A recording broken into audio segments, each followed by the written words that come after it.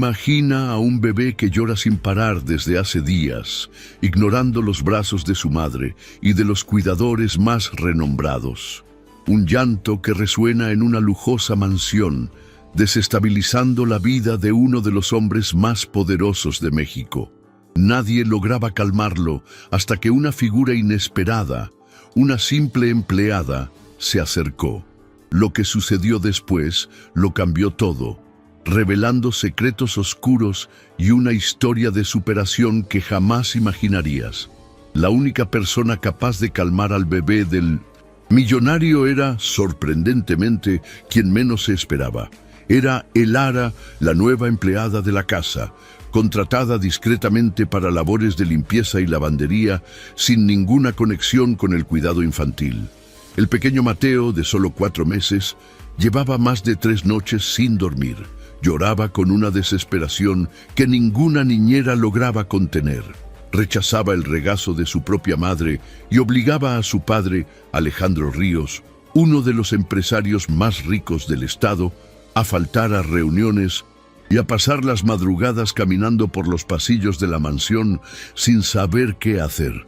Ya habían pasado por allí 2 enfermeras particulares, una doula recomendada por celebridades y hasta un pediatra privado traído en avión desde Guadalajara.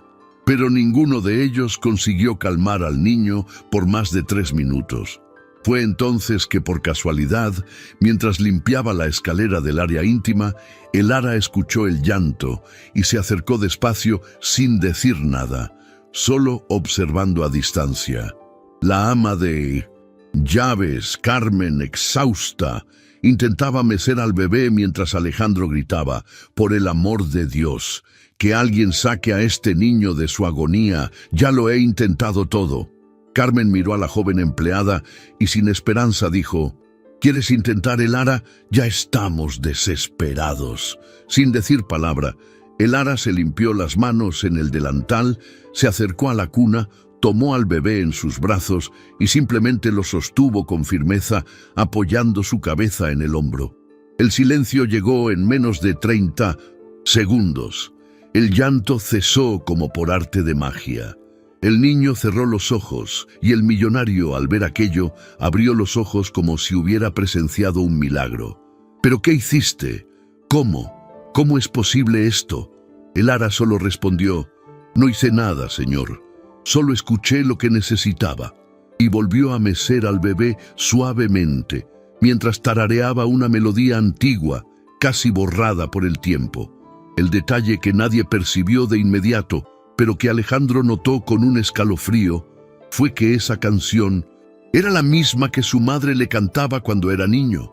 Una canción sin letra que ella misma había inventado, según decía. «¿Dónde aprendiste esa canción?», preguntó él tembloroso. Elara dudó. «No sé. Desde niña canto para calmar bebés en los orfanatos donde crecí». Alejandro, desconcertado, observaba a esa mujer con más atención. Era morena, de ojos oscuros, de unos 30 años, y nadie en la casa sabía exactamente de dónde venía. Había sido recomendada por una agencia de limpieza hace apenas 2 días y ahora sostenía al heredero de la familia como si llevara su propia sangre. Esa noche, Sofía, la esposa de Alejandro, se negó a sostener a su hijo, diciendo que estaba emocionalmente exhausta. Elara permaneció junto a la cuna hasta las 4 de la mañana, sosteniendo al niño con un brazo y leyendo un libro con el otro. Al día siguiente, el llanto volvió tan pronto como ella fue a almorzar. Al regresar, Mateo ya tenía la piel roja y los ojos hinchados. Alejandro vio la escena y gritó: «Que alguien traiga a Elara ahora y que nadie más lo toque hasta que ella llegue». La mansión se quedó en silencio. La niñera principal renunció. Sofía acusó a su marido de darle demasiado poder a la empleada. Y el pequeño Mateo, en el regazo de la mujer que no debería estar allí, sonreía. Algo dentro de Alejandro se rompió. Esa sensación de que todo estaba fuera de lugar lo carcomía. Mandó investigar la procedencia de la joven y la respuesta fue más extraña de lo que esperaba. No existía Ningún registro válido de la contratación de Lara, ningún contrato, ninguna hoja de asistencia. La agencia que supuestamente la había enviado había cesado sus actividades hacía 6 meses. Alejandro la confrontó. ¿Puedes decirme quién te trajo aquí? Lara solo respondió, vine porque sabía que sería útil, solo eso. Sofía enloqueció. Llamó a un abogado. Quería despedir a Lara de inmediato, pero el bebé gritaba cada vez que lo apartaban de ella. Hasta que, por desesperación, Alejandro hizo algo impensable. Transfirió la custodia temporal del niño a Lara, solo hasta que se estabilice. No quiero que mi hijo enloquezca. Sofía salió de la casa, llamó a su padre, un político poderoso, quien exigió que Alejandro revirtiera la decisión de inmediato, pero el empresario estaba afectado y había algo más. Al 4.º día, al buscar a Lara, Alejandro la encontró sentada en el suelo de la biblioteca de la casa, con Mateo durmiendo en su regazo y un álbum antiguo abierto a un lado. Ese álbum estaba bajo llave. ¿Dónde lo conseguiste? Estaba debajo del piso del cuarto de la señora Sofía. Tal vez la madera se soltó. Él se acercó, vio la foto. Una imagen antigua, de 1995. Mostraba a su madre sosteniendo a un bebé recién nacido con una joven al lado. ¿Quién es esa muchacha aquí? Mi madre, respondió Lara. Y ese bebé soy yo. Alejandro se heló. Su madre, fallecida hacía más de 20 años, había pasado los últimos meses de su vida visitando un orfanato para niñas, apartado de Bim, la capital. Ahora él recordaba. Ella decía que esa niña de voz dulce merecía tener futuro. La voz, la misma de la canción. Tú eres la hija de la mujer a la que mi madre ayudaba. Soy la hija de la mujer que su madre prometió adoptar, pero murió antes. Alejandro sintió que el suelo se desvanecía. No podía decir nada. Lara continuó. Ella dejó cartas, notas y me enseñó la canción. Nunca lo olvidé. Alejandro se sentó en el suelo sin fuerzas. Su hijo se había apegado instintivamente a la única mujer en la casa que llevaba fragmentos de la única persona que le había dado seguridad en su infancia.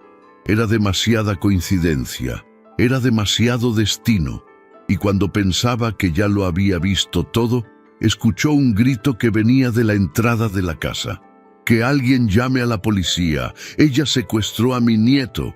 Era la voz del padre de Sofía, acompañado por 2 guardias de seguridad armados. Alejandro se levantó con el corazón en la garganta, miró a Lara y vio que ella no mostraba miedo alguno. Solo sostenía a Mateo con firmeza, como quien ya sabía que ese momento llegaría. Alejandro corrió hacia la puerta, pero al abrirla vio a los guardias apuntando hacia la sala y el padre de Sofía diciendo: «Esta mujer no se va de aquí con ese niño. O la sacas tú o la saco yo». El sonido de la amenaza aún resonaba por la sala cuando Alejandro cerró la puerta principal con fuerza y encaró a su suegro con una mirada que nadie allí había visto antes. «No la tocarás a ella, ni a mi hijo». El suegro, sorprendido, intentó mantener la compostura.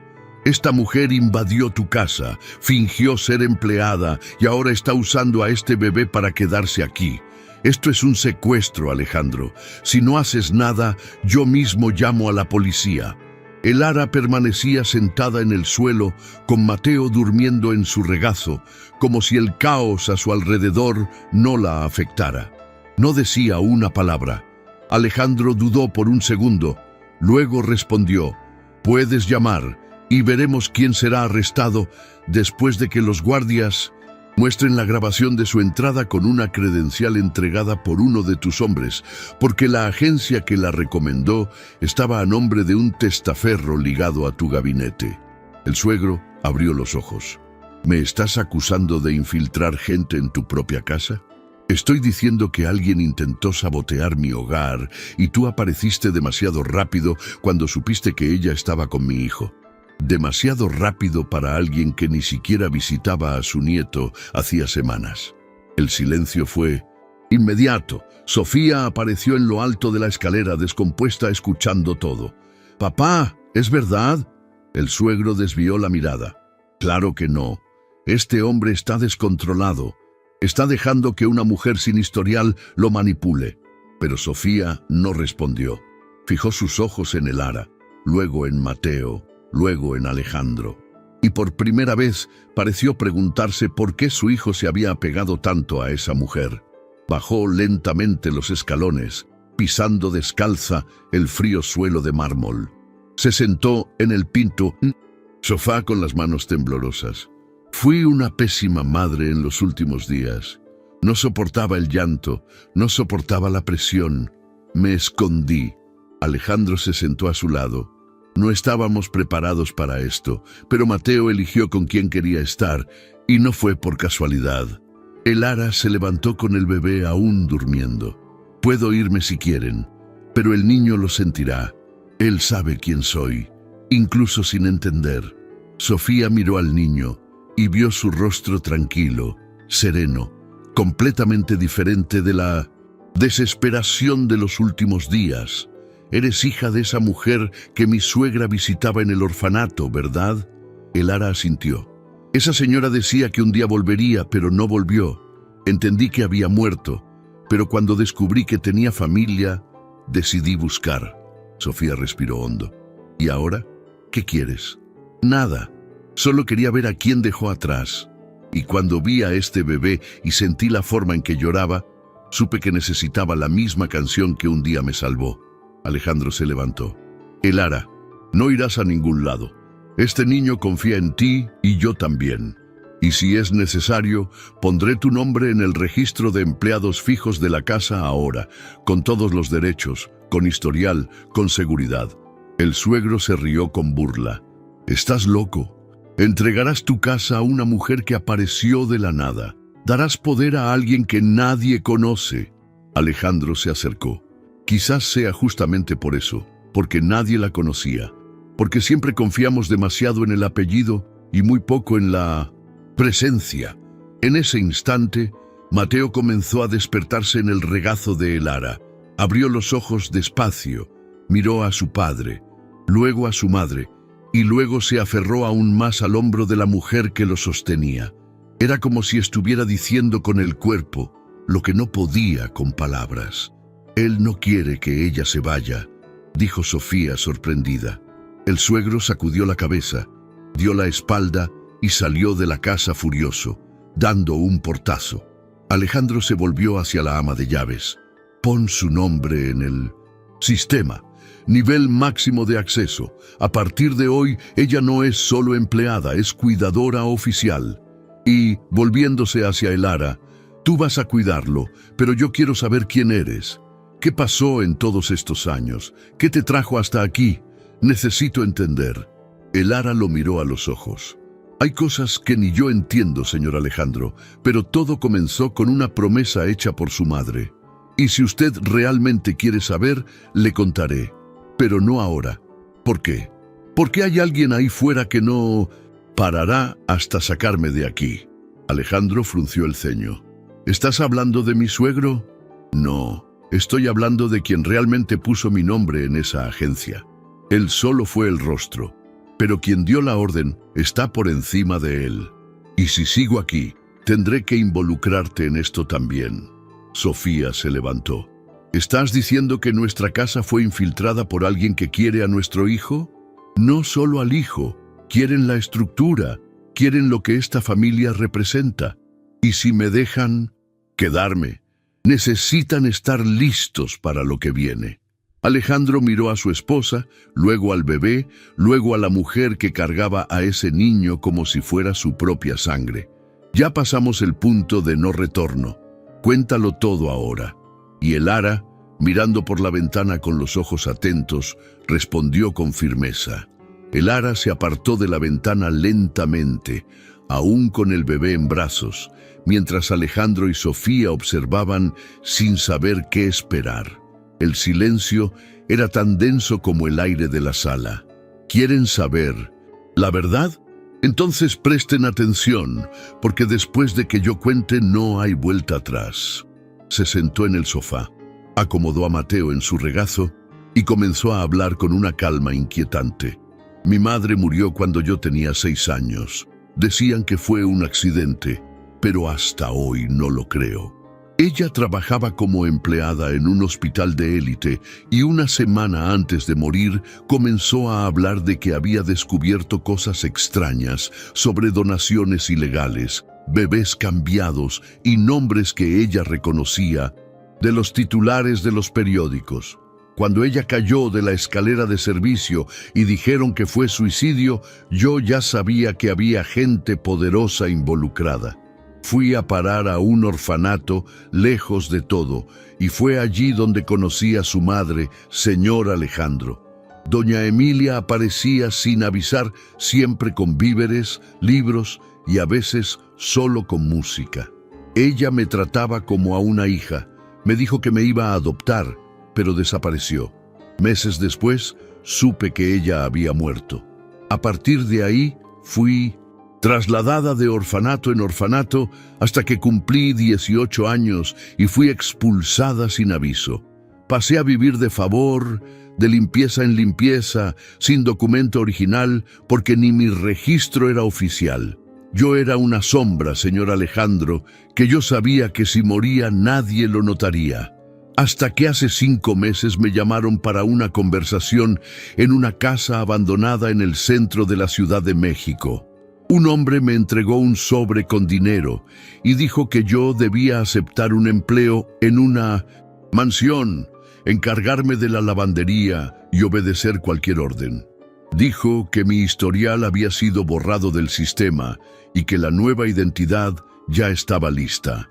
Cuando le pregunté quién había dado la orden, él respondió: gente que quiere el poder de vuelta y tú ayudarás sin saberlo.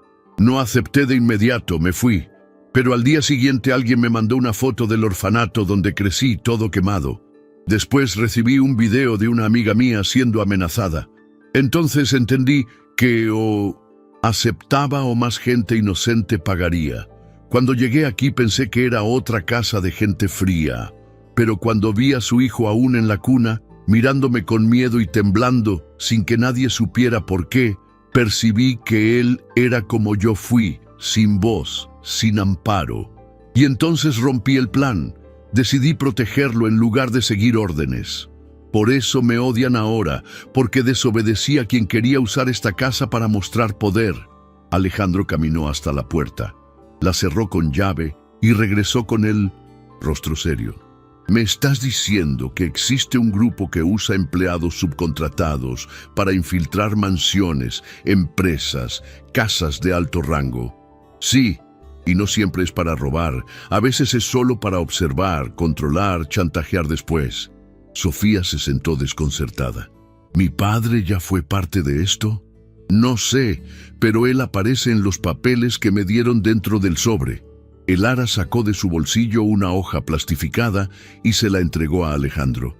Era un contrato de donación a nombre de una empresa de la que nunca habían oído hablar, que vinculaba al suegro a transferencias a paraísos fiscales y nombres de políticos investigados. Estos papeles estaban guardados en un fondo falso del orfanato. Los escondí cuando supe que iban a casarme. Por eso entré en esta casa. Quería devolver esto al hijo de la mujer que me prometió un hogar. Alejandro se pasó la mano por el rostro.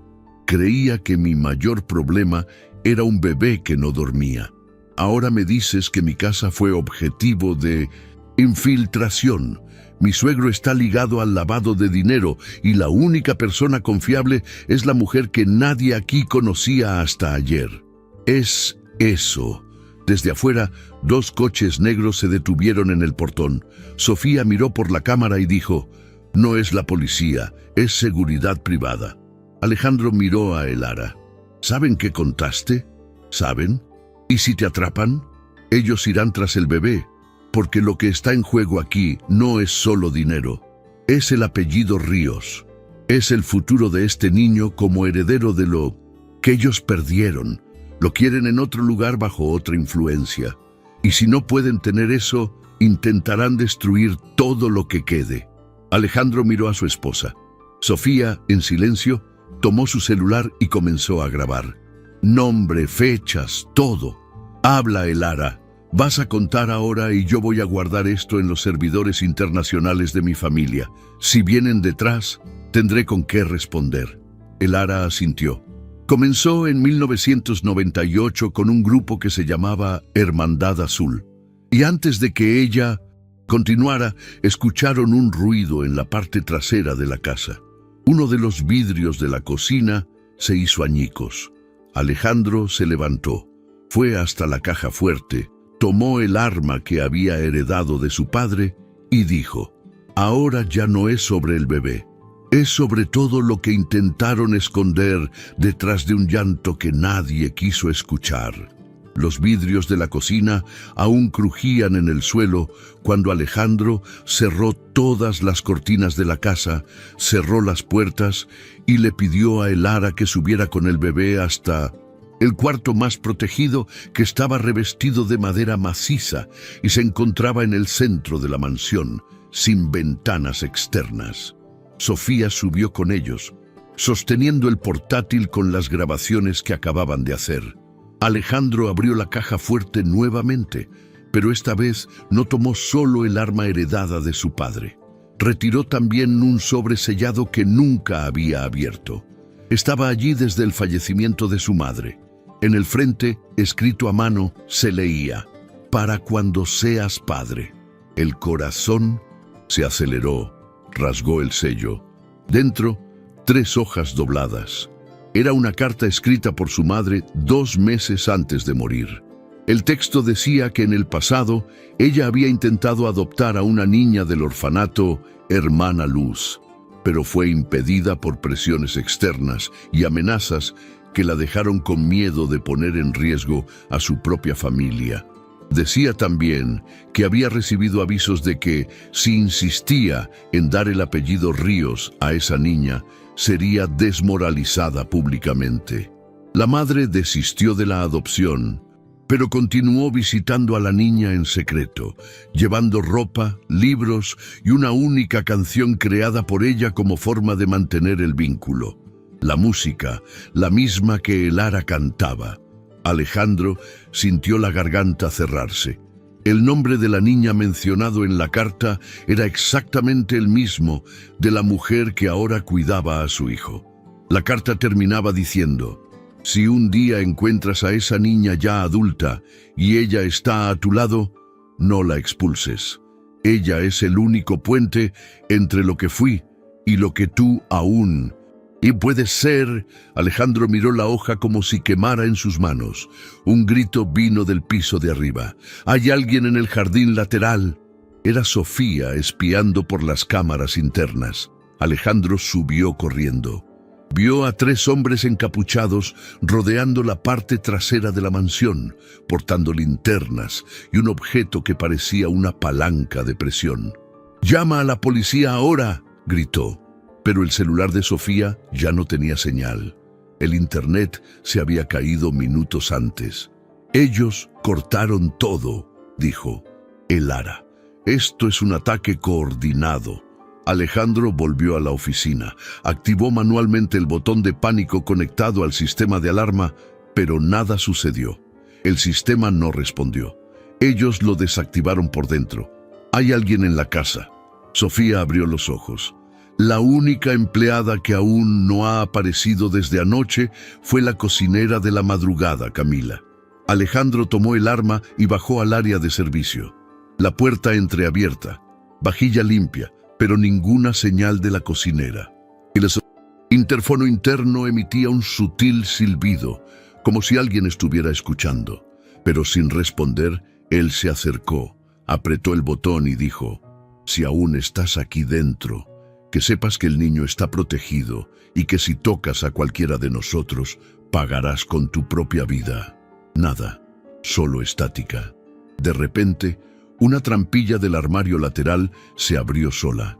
Uno de los antiguos empleados había revelado que ese compartimento conectaba con el antiguo pozo desactivado de la mansión que llevaba al jardín. Exterior. Alejandro entró con la linterna acoplada al arma. Al pasar por la estrecha escalera de piedra, escuchó pasos apresurados y vio una sombra corriendo por el túnel. Disparó un tiro hacia arriba, solo para asustar. La sombra se detuvo. Una voz femenina respondió: «No querrás matarme, Alejandro, porque sé quién mandó a casarte». Era Camila, la cocinera, o quien fingía ser. «¿Quién te mandó?», preguntó Alejandro jadeando. «El mismo que destruyó a tu madre por intentar adoptar a una niña, fuera de lo normal. El mismo que financió campañas con dinero sucio para mantener a la familia Ríos bajo control. ¿Estás hablando del padre de Sofía? Estoy hablando de quien está por encima de él, de quien creó la Hermandad Azul». Alejandro bajó el arma. «¿Esa organización es real entonces? Más real de lo que piensas. Y este niño que tuviste, tu hijo, él es la clave para algo mayor, porque su sangre lleva la unión de dos linajes que nunca deberían cruzarse. Y si dejas que esta mujer lo cuide, todo el plan se desmoronará». Alejandro subió de nuevo por la escalera.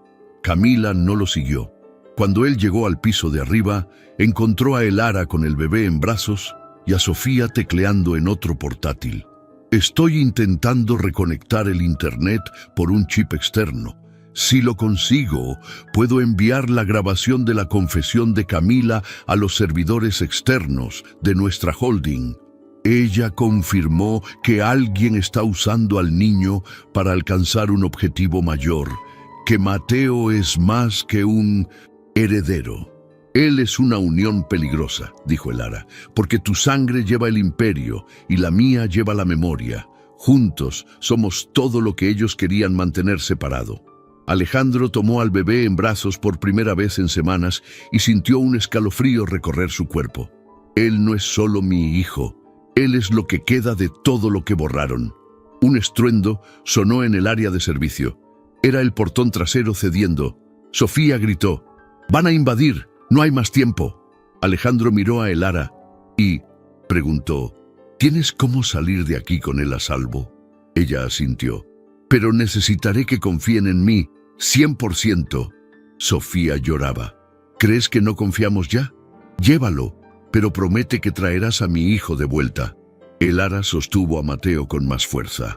«No solo lo traeré de vuelta, destruiré a quien intentó borrar su historia». Cuando Elara atravesó el lateral de la mansión con Mateo atado a su propio cuerpo por una sábana doblada, el portón trasero ya había cedido y dos hombres, encapuchados, cruzaban la cocina en dirección a la sala central, donde Sofía intentaba engañar al sistema de vigilancia con videos grabados horas antes. Alejandro se mantenía en posición al lado de la escalera con el arma en la mano, listo para disparar, pero con la mente dividida entre proteger su casa y garantizar que Elara escapara con su hijo. La ruta de escape había sido planeada en menos de 5 minutos. Salir por la lavandería, escalar el muro exterior por una escalera auxiliar y cruzar el jardín trasero, donde el viejo jardinero de la casa, Octavio, un hombre de 68 años y medio sordo, había dejado el portón sin llave bajo la orientación de Alejandro. Pero al doblar la esquina, Elara sintió que su pie se hundía en el suelo de grava y escuchó un clic metálico que venía de abajo. Se detuvo en el acto. Uno de los hombres en la radio escondida en los arbustos gritó: «Ella activó el campo. Ve, tómala ahora». Ella se tiró al suelo, protegiendo al bebé con su propio cuerpo. Una red de contención emergió de debajo de la tierra, armada con sensores de proximidad. Era una trampa montada anticipadamente. Elara se enredó en la malla metálica, pero antes de que lograran alcanzarla, Octavio apareció con un machete y gritó: «¡Sal de mi huerta, bandido miserable!». Los hombres dudaron, sorprendidos por la reacción del viejo. Él giró el machete en el aire, golpeó la red y cortó una de las cuerdas principales. Elara se liberó y corrió con el bebé en brazos mientras Alejandro gritaba por la ventana: «Ve directo al búnker de la antigua administración, código 1427. Ella sabía dónde era. En el plano de la mansión había una entrada subterránea cerrada con cerradura biométrica que solo Alejandro usaba, pero él había incluido la huella digital de Elara en el sistema horas antes. Al pasar la mano por el lector, la puerta se abrió y ella bajó 16 escalones de concreto hasta una cámara protegida por 2 puertas reforzadas. Allí dentro, cajas con documentos, 3 portátiles sellados, maletas con discos duros antiguos y carpetas con el escudo de la familia Ríos. Elara colocó a Mateo sobre un colchón improvisado e inició la transferencia de los archivos de la grabación de Camila a los servidores de la Fundación San Lázaro, una ONG ligada a ex empleados del Imperio Ríos que habían sido apartados tras denuncias internas. Sofía había dado acceso a esos contactos de forma sigilosa, sabiendo que sólo así podrían garantizar que la información saliera de la casa. Mientras tanto, Alejandro bloqueaba a los hombres que invadían la sala con disparos de advertencia, obligándolos a retroceder. Uno de ellos gritó: ¿Estás haciendo esto por una mujer que ni siquiera debería estar aquí? Alejandro respondió: Ella tiene más derecho en esta casa del que ustedes tendrán en la vida. Los invasores retrocedieron, pero dejaron un aparato activado en la esquina de la sala. Un dispositivo bloqueador de señal que impedía cualquier transmisión de datos. Abajo, Elara vio que la conexión se caía. Ellos cortaron todo. Intentó reactivarla a través del router secundario. Nada. Miró al bebé que dormía en paz a pesar del caos a su alrededor y dijo: «Crecerás sabiendo la verdad, aunque tenga que quemarlo todo para ello». Volvió al panel, insertó el modo offline seguro e inició la copia física de los archivos a 2 discos duros externos. Tardaría 8 minutos. En ese tiempo, todo podría cambiar. Desde afuera, la policía finalmente llegaba, alertada por Octavio, que había escapado por el frente de la casa y pedido ayuda en un mercado vecino. Los hombres armados intentaron huir por la parte trasera, pero fueron interceptados. Uno de ellos, al ser contenido, gritó: «Ustedes no tienen idea de quién está detrás de esto». Y el policía respondió: «Tal vez no, pero ahora tienen nombre, rostro y registro». Alejandro salió por la puerta principal con las manos levantadas, entregó el arma y mostró los documentos que había encontrado en la carta de su madre. Sofía apareció justo detrás con el portátil en las manos. «Tenemos videos, tenemos audios, tenemos listas de pagos, todo está guardado». En el búnker, Elara finalizaba la copia de los archivos cuando percibió que una luz roja parpadeaba en la esquina de la sala. Un sensor de movimiento oculto había sido activado. «¿Hay alguien más aquí abajo?», murmuró. Tomó a Mateo en brazos y se apoyó contra la pared. Escuchó una respiración cercana, una voz masculina, ronca. «Te advertimos que no te metieras con algo más grande que tú». Ella respondió sin dudar: «No soy yo la que está metiéndose con lo imposible. Son ustedes los que subestimaron a la única a la que él escucha».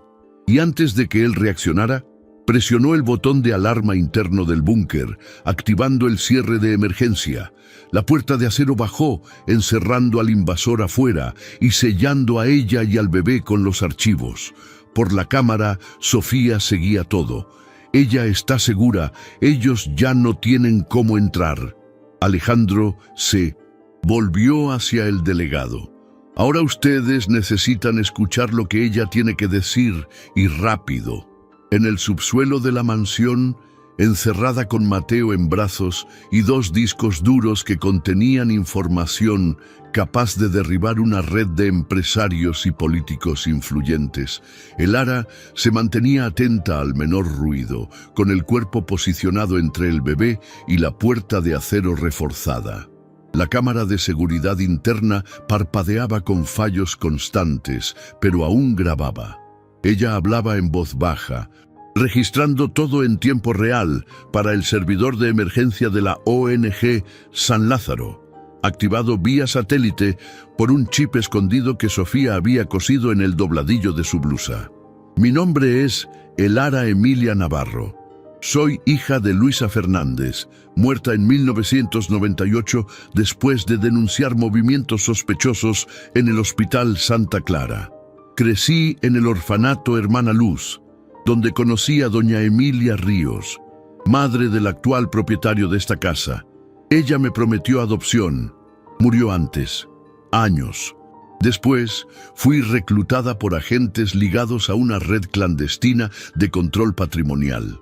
Acepté el trabajo, pero al reencontrar al hijo de aquella mujer, percibí que era mi oportunidad de cambiar todo. El bebé que está conmigo es heredero directo de la familia Ríos y objetivo de intereses que van más allá de los bienes. Quieren el nombre, quieren el símbolo, pero no lo tendrán. Fuera, Alejandro entregaba personalmente los documentos al delegado responsable de la operación. Aquí están las evidencias que conectan a mi suegro a una red privada de manipulación patrimonial con ramificaciones en 5 estados. Ustedes no encontrarán todas las pruebas en el sistema oficial. Están allá abajo, en el cofre de mi madre. El delegado pidió refuerzos. Tenemos agentes en camino para digitalizar el material y garantizar la escolta de la empleada y del niño.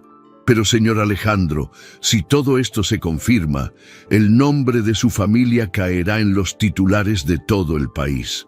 Alejandro asintió. Mejor caer por el motivo correcto que subir por la espalda equivocada. Sofía, a su lado, completó. Si esta historia se filtra como debe, otras familias tendrán el coraje de denunciar lo que también vivieron calladas. Mientras tanto, en el cofre, la luz volvió. El sistema se reinició. Elara tecleó la contraseña de liberación del protocolo externo y activó el modo de evacuación segura. El sistema desbloqueó la ruta secreta detrás del depósito de vinos antiguos, construido décadas antes como salida de emergencia para incendios. Tomó a Mateo, ató los discos duros con cinta a su propio cuerpo y pasó por la abertura de concreto. El pasaje llevaba a un corredor húmedo, oscuro y repleto de cajas viejas, donde en algún momento la madre de Alejandro escondió cartas y carpetas con información de donaciones desviadas y órdenes judiciales nunca cumplidas.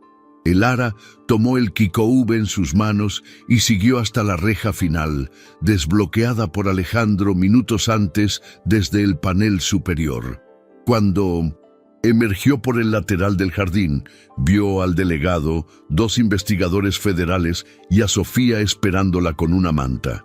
«Lo logramos. Ahora ve a la sala segura con el material». Elara entregó los discos duros, pero mantuvo al bebé en brazos. «Él solo irá conmigo hasta que todo esté protegido». El delegado no cuestionó. «Como quiera». Dentro de la furgoneta blindada, los federales iniciaron la lectura del contenido. Carpetas encriptadas, fotos, videos, hojas de cálculo y registros de transacciones ilegales que databan desde 1993, todos con nombres, valores, fechas y destinos. Uno de los investigadores murmuró: «Esto es el fin de la Hermandad Azul». Sofía, ahora descalza y cubierta de polvo de la casa, se sentó en la acera y se rió. Quizás sea el comienzo de lo que viene después. A las 17:42, la prisión preventiva de 4 nombres involucrados fue autorizada. A las 18:00 horas, la noticia ya era titular en al menos 15 portales de noticias. Pero lo que nadie sabía aún era que los principales cabecillas estaban fuera del país. Y la única oportunidad de desarticularlos sería a través de los datos que aún estaban encriptados en la carpeta final, la llamada carpeta códice. Elara sabía de su existencia, pero nunca había tenido acceso. Solo la madre de Alejandro conocía la clave original.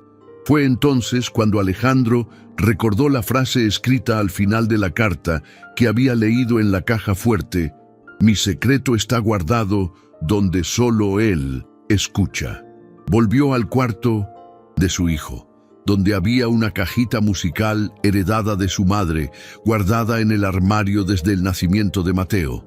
Al abrirla, escuchó la melodía que él mismo oía cuando era niño, y en el fondo de la cajita, una cinta adhesiva escondía un pequeño chip con una secuencia de números grabados a mano. La digitó en el sistema, la carpeta se abrió. Dentro, el nombre de 26 empresarios, 8 políticos y 3 militares retirados. Era más de lo que esperaban. Era una estructura, era el fin de una generación de silencio. Y mientras los agentes federales escaneaban todo, el Lara apoyaba la cabeza en la pared del coche con el bebé durmiendo en su regazo y una única frase resonaba en su mente. Todo esto comenzó con un llanto y termina con alguien escuchando. A las 6:38 de la mañana del día siguiente, Alejandro Ríos entró en la sede de la Policía Federal con el bebé en brazos y el Lara a su lado, sin anunciar su presencia ni avisar a la prensa. No quería titulares, quería un fin. Después de más de 15 horas de copias, cruce de datos y extracción de metadatos encriptados, los agentes confirmaron. La Hermandad Azul, nombre informal de una organización privada de chantajes políticos y manipulación económica, operaba desde hacía al menos 34 años con base en 3 ejes: inserción de agentes domésticos en casas de empresarios y políticos, recolección de datos y manipulación emocional a través de vínculos con hijos pequeños. El nombre de Mateo Ríos aparecía como objetivo de un plan a largo plazo, buscando su futura imagen pública como heredero de un linaje influyente, pero susceptible de control externo. El Lara fue puesta bajo protección federal, con escolta discreta y alojamiento temporal, pero se negó a ir sola. Donde él vaya, yo iré, porque quien ayudó a formar a este niño fui yo, y no voy a dejar que crezca en otro silencio. El delegado responsable autorizó. Sofía entregó voluntariamente los aparatos electrónicos de la casa, las contraseñas de los sistemas internos y todos los audios que logró guardar antes del colapso de la red. Quiero que todo sea público, cueste lo que cueste. Nadie más va a fingir que no vio. A las 8:54, la operación Cuna de Cristal fue lanzada en 5 estados al mismo tiempo, deteniendo a 32 involucrados, incautando documentos, ordenadores e imágenes de seguridad, con más de 2.300 registros de movimientos sospechosos en residencias de alto nivel. En Tijuana, una niñera filmada con 1.200 cámaras ocultas fue sorprendida colocando chips de escucha en la ropa de un bebé. En Puebla, 2 choferes de lujo fueron arrestados al intentar transferir registros de reuniones a servidores internacionales.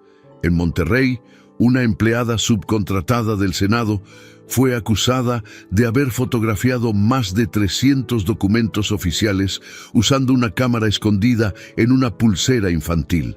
Todo fue conectado por la misma red, la Hermandad Azul, operando bajo el disfraz de fundaciones benéficas y servicios de cuidado doméstico. A las 10:16, Alejandro fue llamado al despacho del director general de la Policía Federal. Usted sabe que su nombre será masacrado por esto, ¿no? Intentarán destruirlo en los periódicos, entre bastidores, en los consejos. Alejandro respondió sin dudar. Mejor ser atacado por decir la verdad que elogiado por callar mientras mi hijo se convierte en producto de chantaje. En casa, la mansión Ríos fue sellada. Sofía prefirió mudarse con su hijo y con el Lara a un apartamento provisional en el interior de Jalisco, donde reconstruirían todo lejos de las cámaras. El Lara pasó a cuidar a Mateo a tiempo completo, pero ahora con su nombre registrado oficialmente como cuidadora legal. Un derecho aprobado por decisión judicial, después de comprobar el vínculo afectivo, la ausencia de antecedentes y el riesgo concreto de vida. Esto no es adopción, es reconocimiento, dijo la jueza al dictar la medida cautelar. A las 12:47, el nombre de Alejandro Ríos era el más comentado en Internet, dividido entre críticas, apoyo, dudas y ataques. Pero el empresario no comentó nada, solo publicó una única frase en nota oficial: si mi hijo llora, lo escucho, incluso cuando eso significa escuchar lo que me enseñaron a ignorar.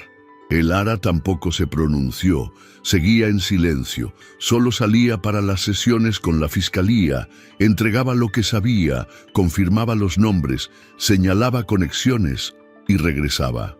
Alejandro se encargaba de la seguridad, Sofía organizaba los archivos. Era como si los tres formaran por fin una familia, aunque bajo ataque. A las 17:32, uno de los nombres mencionados en los archivos, un exministro de Estado, apareció muerto en un rancho aislado. La sospecha de eliminación de pruebas fue inmediata. La Policía Federal reforzó la escolta de El Lara. Alejandro firmó un término de responsabilidad por su integridad. A las 18:00 horas, el bebé Mateo tuvo fiebre. El Lara pasó la noche despierta junto a la cuna con el mismo canto de siempre, la melodía de la abuela del pasado, la melodía que abrió toda esta historia. Alejandro se acercó, puso su mano en el hombro de ella y dijo: «Sabes que esto solo está empezando, ¿verdad?». Y ella respondió: «Por eso sigo aquí». Y lo que ninguno de los dos sabía era que en el subsuelo de la casa antigua sellada aún había un armario escondido detrás de la biblioteca, donde un antiguo grabador había sido activado por sensor y alguien en otro país ya había comenzado a escuchar todo. Mientras el bebé dormía en 1900, un colchón improvisado en el pequeño apartamento del interior, lo único que impedía la implosión total de una red criminal de décadas, era la resistencia silenciosa de tres personas que no compartían sangre, pero habían construido bajo presión un lazo imposible de romper. Sofía revisaba cajas de documentos olvidados de la familia, cruzando firmas de donaciones antiguas con nombres que ahora aparecían en los archivos de la Hermandad Azul.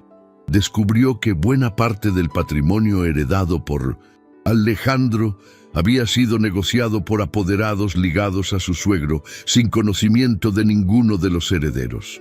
El Lara revisaba videos de seguridad, cruzaba horarios, comparaba con registros de entrada de vehículos.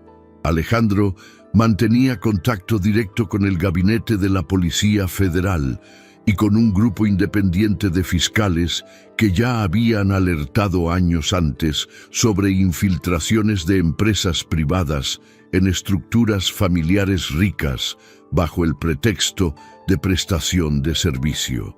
A las 9:15 de la mañana, una nueva orden de arresto fue expedida contra el exdirector de la empresa que prestaba servicios de recursos humanos a Casa Ríos, responsable de intermediar la contratación de más de 60 empleados en residencias de alto nivel. Los investigadores descubrieron que la mayor parte de los contratos eran falsos.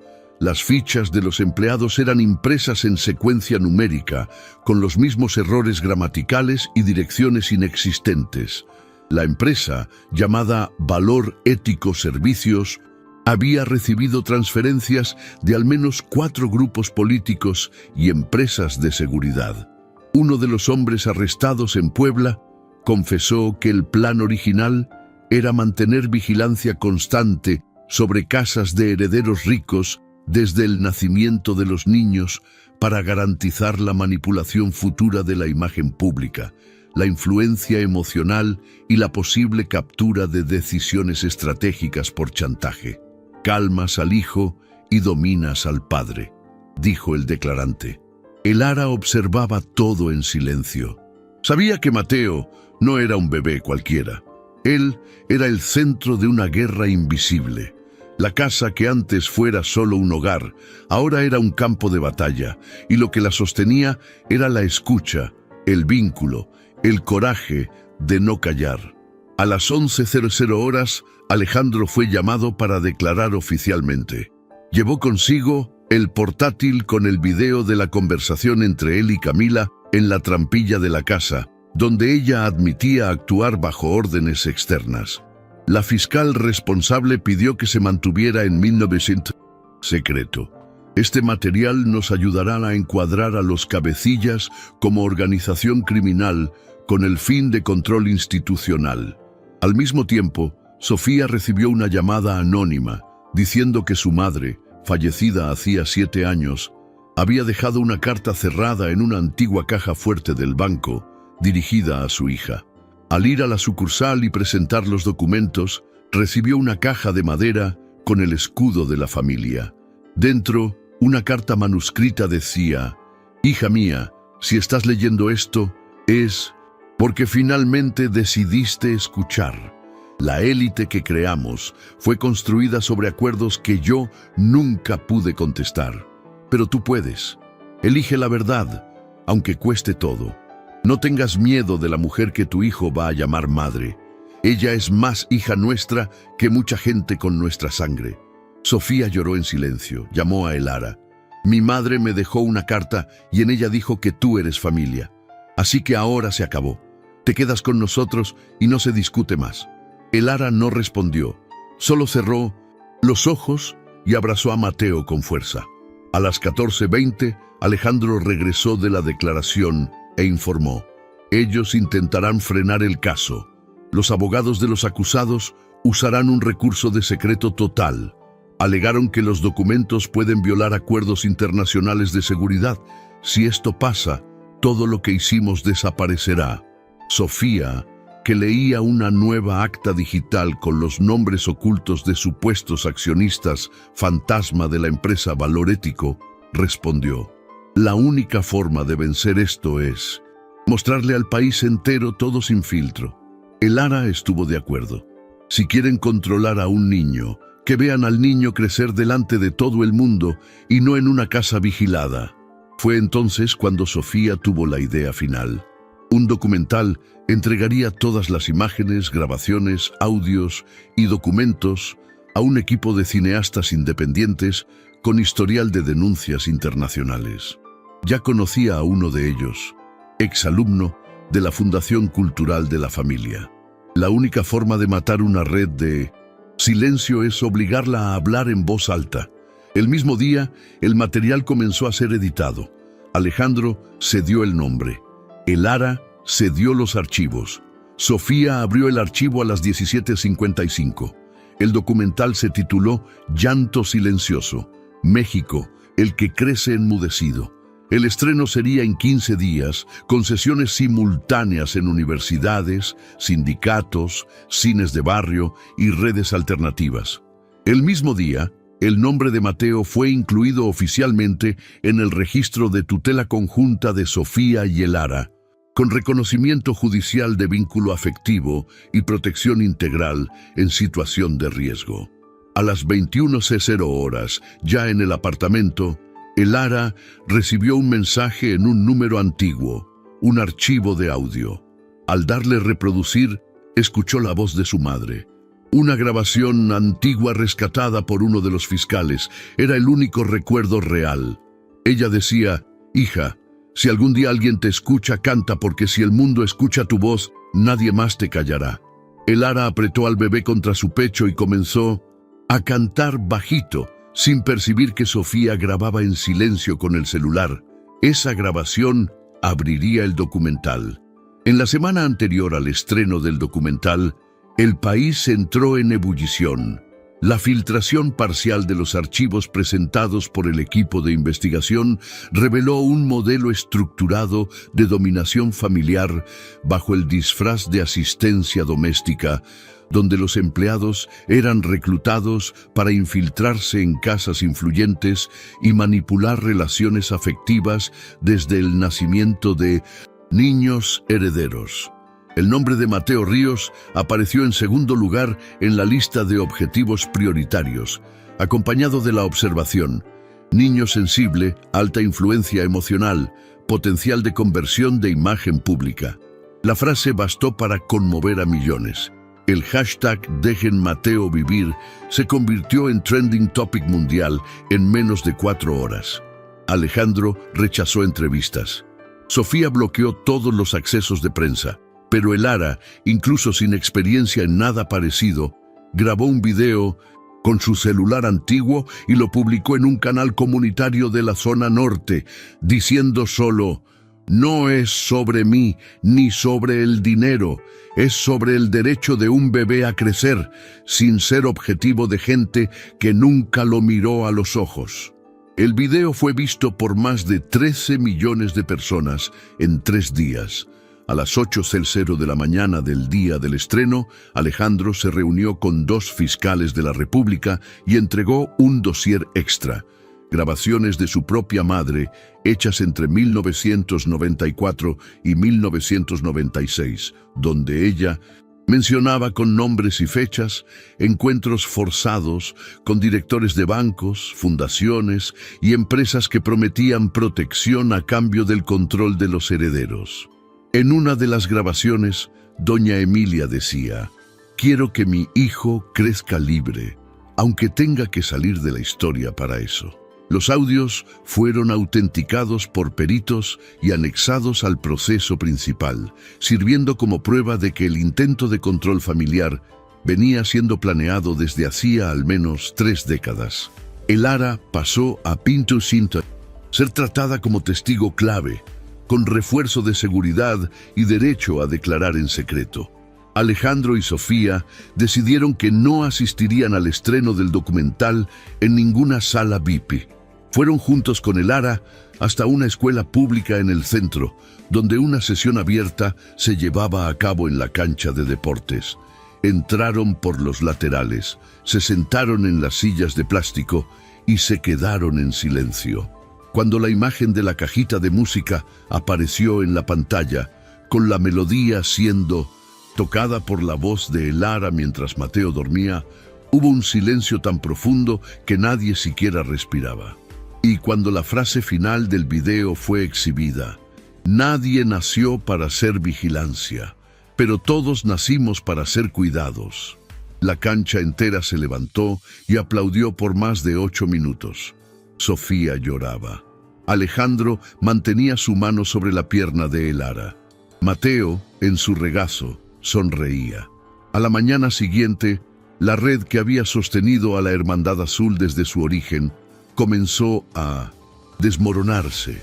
3 exministros entregaron documentos voluntariamente. Un juez jubilado, que figuraba en las hojas de cálculo del grupo, pidió disculpas públicas y renunció al secreto bancario. 4 familias que se habían negado a hablar ahora buscaron contacto con los investigadores. Y en medio de todo esto, lo que más sorprendió fue la decisión de Alejandro de transferir oficialmente el 52% del control de la Holding Ríos a una fundación pública de fomento a la escucha infantil, presidida por un consejo formado por ex cuidadoras, educadoras, madres solas y personas como el Lara. Ya no quiero que nadie herede este peso solo. Quien heredará a Ríos ahora es quien sabe escuchar. Al firmar el término, el Lara dijo: "No soy empresaria, pero sé cuándo un bebé necesita ser escuchado. Y ahora México será forzado a escuchar lo que ignoró por demasiado tiempo". En los días que siguieron, ninguna declaración tuvo más impacto que la que salió de la boca de Sofía, cuando una reportera le preguntó cómo se sentía al compartir la custodia de su hijo con otra mujer. Ella respondió: "No comparto nada. Lo criamos juntas, y si hay alguien con quien confío el alma de mi hijo, es con quien lo escuchó cuando yo solo quería silencio". Tras bastidores, el grupo remanente de la Hermandad Azul inició un nuevo movimiento, y antes del tercer día después de la exhibición, una notificación judicial llegó al apartamento donde la familia ahora vivía. Una medida cautelar alegaba que el Lara había invadido la Casa Ríos con documentos falsos y exigía su prisión preventiva. El juez que firmaba la orden era el mismo que aparecía en los audios de la madre de Alejandro, citado por nombre y apodo. La red aún resistía. Alejandro llamó al delegado. Ellos reaccionaron y esta vez no se quedarán en el papel. El Lara no dudó. Tomó su mochila, colocó a Mateo en su regazo y dijo: «Si intentan sacarme de aquí, será delante de todo el mundo, y con él mirando, y entonces entenderán que ya no es sobre mí, es sobre el país que elige quién escucha y quién manda callar». La medida cautelar que pedía la prisión preventiva de Lara fue recibida con sorpresa y revuelta por parte de los fiscales federales, que ya habían validado su estatus como testigo clave y cuidadora legal del bebé Mateo. El juez que firmaba el pedido, Luis Carlos Pérez, había sido citado en 2 grabaciones antiguas hechas por la madre de Alejandro, donde era mencionado como el hombre de confianza de la hermandad. Ante la denuncia, Alejandro fue personalmente al gabinete de la Corregiduría Federal a entregar los audios. «Este juez no puede juzgar nada relacionado con mi familia. Tiene conflicto directo». La Corregiduría abrió una investigación de emergencia, pero el mandato ya había sido enviado a la Comisaría de Ciudad de México, y 2 agentes estaban en camino al nuevo domicilio de la familia. Lara sabía lo que aquello significaba. «No quieren arrestarme, quieren desmoralizarme. Si me meten en una patrulla, aunque sea por pocas horas, usarán esa imagen contra todo lo que construimos». Sofía cerró la puerta. Alejandro llamó al delegado que acompañaba el caso desde el inicio y exigió intervención inmediata. «Si esta mujer es llevada de aquí bajo falsa acusación, ustedes pierden la única oportunidad de probar que el sistema aún tiene remedio». El delegado dudó, pero estuvo de acuerdo. «Manténganla en un lugar cerrado. Abriremos un procedimiento interno para anular ese mandato con base en la sospecha del juez». Alejandro colgó y corrió al piso de arriba, donde había un cuarto con refuerzo acústico, originalmente usado como estudio de música. Prepararon el espacio, colocaron una cuna improvisada, un mini frigorífico y una hamaca para que Lara se quedara allí con Mateo el tiempo que fuera necesario. «Si intentan subir aquí, tendrán que pasar por mí», dijo Sofía. Desde fuera, 2 hombres bajaron de un coche plateado con una copia del mandato en las manos. Fueron recibidos por Alejandro, quien exigió ver la identificación, grabó todo en video y dijo que la decisión estaba siendo impugnada por una instancia superior. Los agentes no forzaron la entrada, pero mantuvieron el coche frente al edificio. Por dentro, Lara mecía a Mateo en sus brazos y murmuraba: «No vas a ver a tu madre esposada, lo juro por todo». Sofía, sentada a su lado, miraba al bebé con una mezcla de culpa y orgullo. «Necesité de ti para entender lo que era ser madre. Y si te quitan, me quitarán la mitad de mí también». A las 14:57, el Procurador General emitió una nota oficial declarando nula la medida cautelar del juez Pérez y autorizando una investigación sobre su actuación en los últimos 15 años. La decisión calmó los ánimos por algunas horas, pero la tensión ya estaba instaurada. Grupos de extrema derecha comenzaron a publicar videos diciendo que Lara era una infiltrada que manipulaba a la familia Ríos, que usaba al bebé para ganar poder. Algunos perfiles llegaron a divulgar fotos antiguas de ella en orfanatos con leyendas como: «Esta es la mujer que ahora manda en una fortuna». Alejandro interpuso una solicitud para eliminar los contenidos, pero sabía que el daño ya había comenzado. A las 18:00 horas, Lara le pidió que se sentara. «Señor Alejandro, quiero hacer un video sin maquillaje, sin cortes, sin edición. Solo yo, usted, Sofía y Mateo. Quiero que contemos la verdad». Sofía montó la cámara en el trípode, la encendió y Lara comenzó. «Mi nombre es Lara Emilia Navarro. Fui criada en un orfanato. Nunca conocí a mi padre. Mi madre murió intentando denunciar una red de tráfico de influencias y fue enterrada como suicida. Crecí en silencio hasta que reencontré muchos años después al hijo de la mujer que intentó adoptarme y fue impedida por gente que hoy intenta callar mi historia de nuevo. Pero ahora hay una diferencia. Tengo nombre, tengo voz y tengo a alguien que escucha». Sofía habló a continuación. Soy Sofía Ríos, madre de Mateo, y digo públicamente, si alguien salvó a mi hijo, fue esta mujer, y si intentan tocarla, se enfrentarán a una madre. 2. Alejandro concluyó, mi familia, mi empresa, mi historia, todo esto fue manchado por quienes decían proteger. Pero hoy tengo claro quién merece estar a mi lado, y es ella. Y quien no acepte esto, que se retire. El video fue publicado a las 19:41.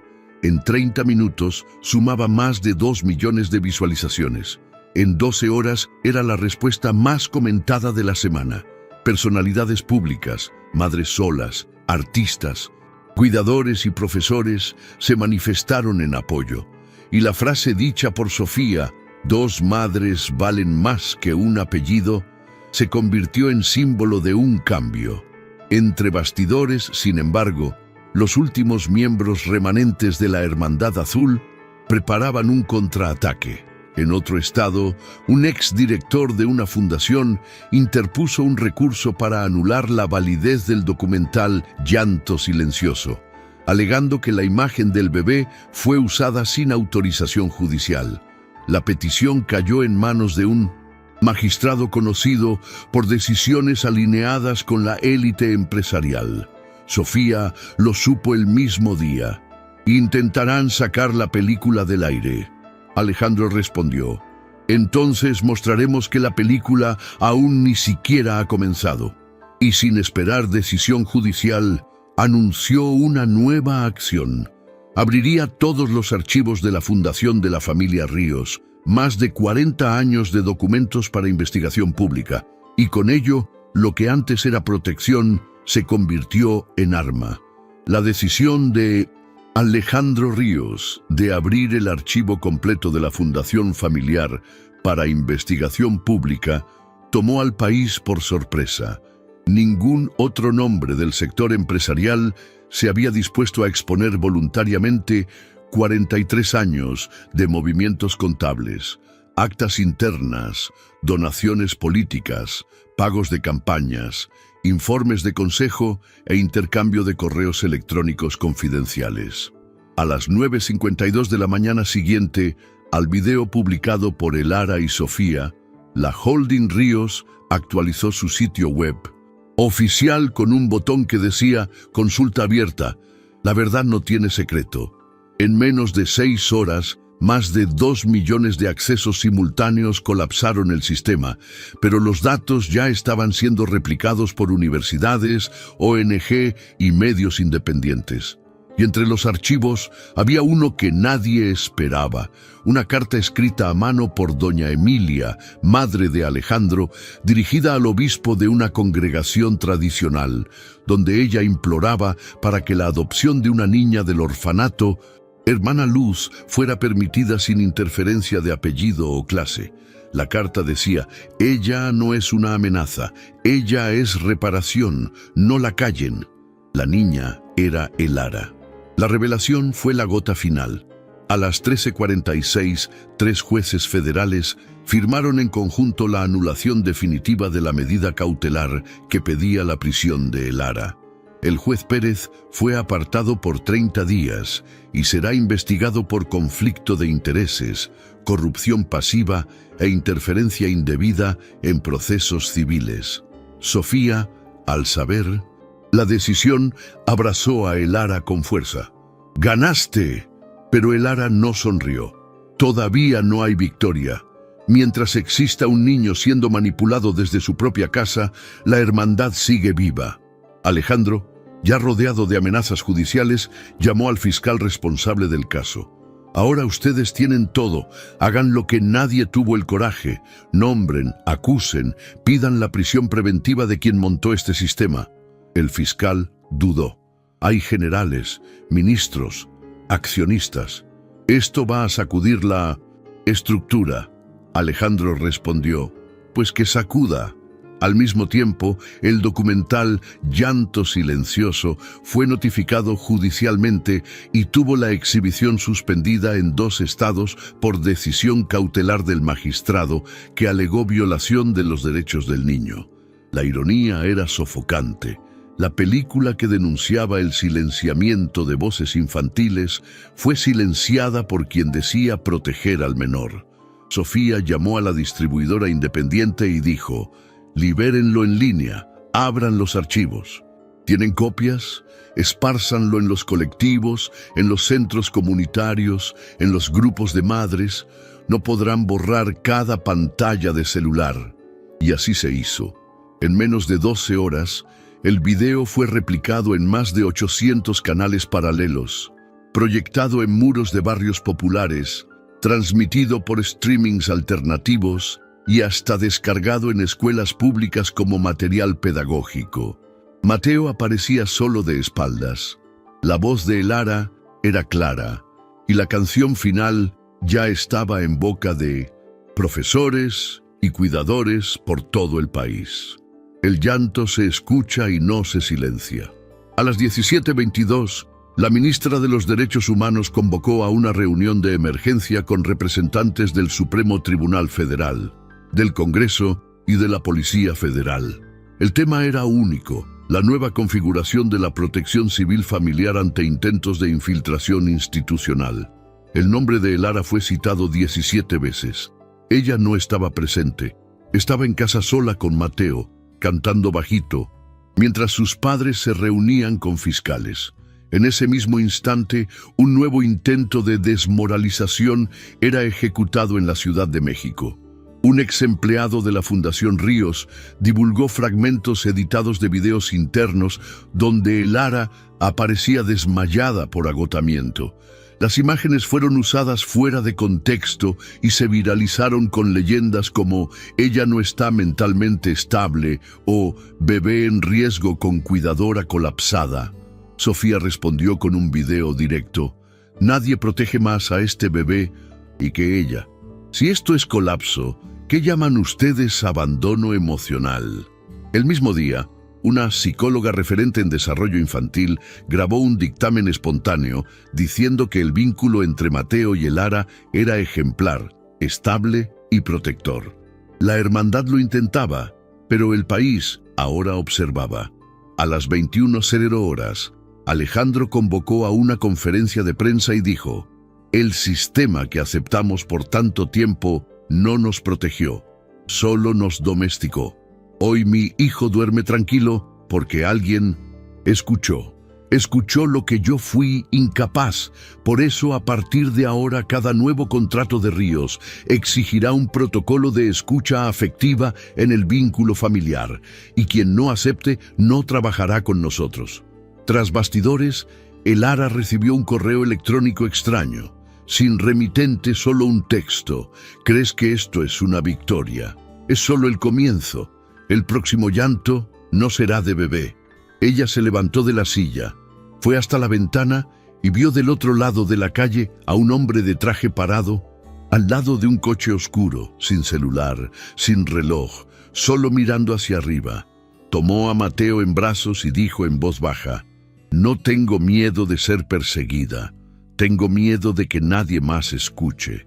A las 7:22 de la mañana siguiente, Elara despertó con la respiración tranquila de Mateo, el sonido de la lluvia fina golpeando contra el vidrio del cuarto y el aviso en el celular de que 3 acciones judiciales diferentes habían sido abiertas contra ella durante la madrugada. La primera exigía la suspensión del vínculo afectivo bajo la justificación de conflicto de intereses entre empleada y heredero. La segunda acusaba a Elara de uso indebido de imagen pública para ganar notoriedad. La tercera, la más grave, cuestionaba la validez del reconocimiento judicial de vínculo con Mateo y pedía su inmediata retirada de la convivencia del niño. Alejandro, al saber esto, llamó inmediatamente al nuevo fiscal de la República designado para el caso. Ellos están intentando hacer por papel lo que no lograron por chantaje. Desmontarán todo legalmente. El fiscal confirmó que los abogados de la Hermandad Azul, ahora operando bajo nuevas fachadas, estaban buscando resquicios legales para desacreditar todo el proceso. Si logran anular la decisión de la tutela por vicio de origen, ella pierde todo y ustedes quedan vulnerables. Sofía reaccionó más rápido. Redactó una carta abierta a la opinión pública, firmada por los dos como padres de Mateo y corresponsables legales de la seguridad emocional del niño, afirmando que el intento de borrar a Elara del registro afectivo del bebé era una forma moderna de borrado de vínculo que resonaba con el mismo silencio impuesto a generaciones de mujeres que cuidaron sin nunca ser reconocidas. La carta se viralizó, pero el impacto mayor vino horas después, cuando Elara fue llamada a declarar de forma presencial en el foro de la capital a las 14:30, bajo pena de conducción coercitiva. Alejandro ofreció llevarla con escolta. Sofía sugirió que no fuera. ¿Sabes lo que quieren? Te filmarán entrando, intentarán quebrarte en vivo. Elara miró a Mateo, que mamaba en silencio, y respondió: si no voy, dirán que me escondí. Si voy, al menos yo misma contaré lo que viví. Se vistió con un pantalón oscuro, camisa blanca sencilla, se recogió el cabello con una cinta y tomó un sobre con los documentos de su infancia, cartas de su madre, fotos del orfanato, informes psicológicos del bebé y el dictamen técnico que atestiguaba el vínculo afectivo. Entró en el foro con Alejandro y Sofía a su lado. La prensa rodeaba el lugar. Una mujer gritó: ¿eres tú la que cree que una madre se compra con cariño? Elara no respondió. Entró en la sala de audiencia. El juez, otro sustituto del juzgado de familia, miró los papeles por 10 minutos en silencio. La señora no tiene parentesco con el niño.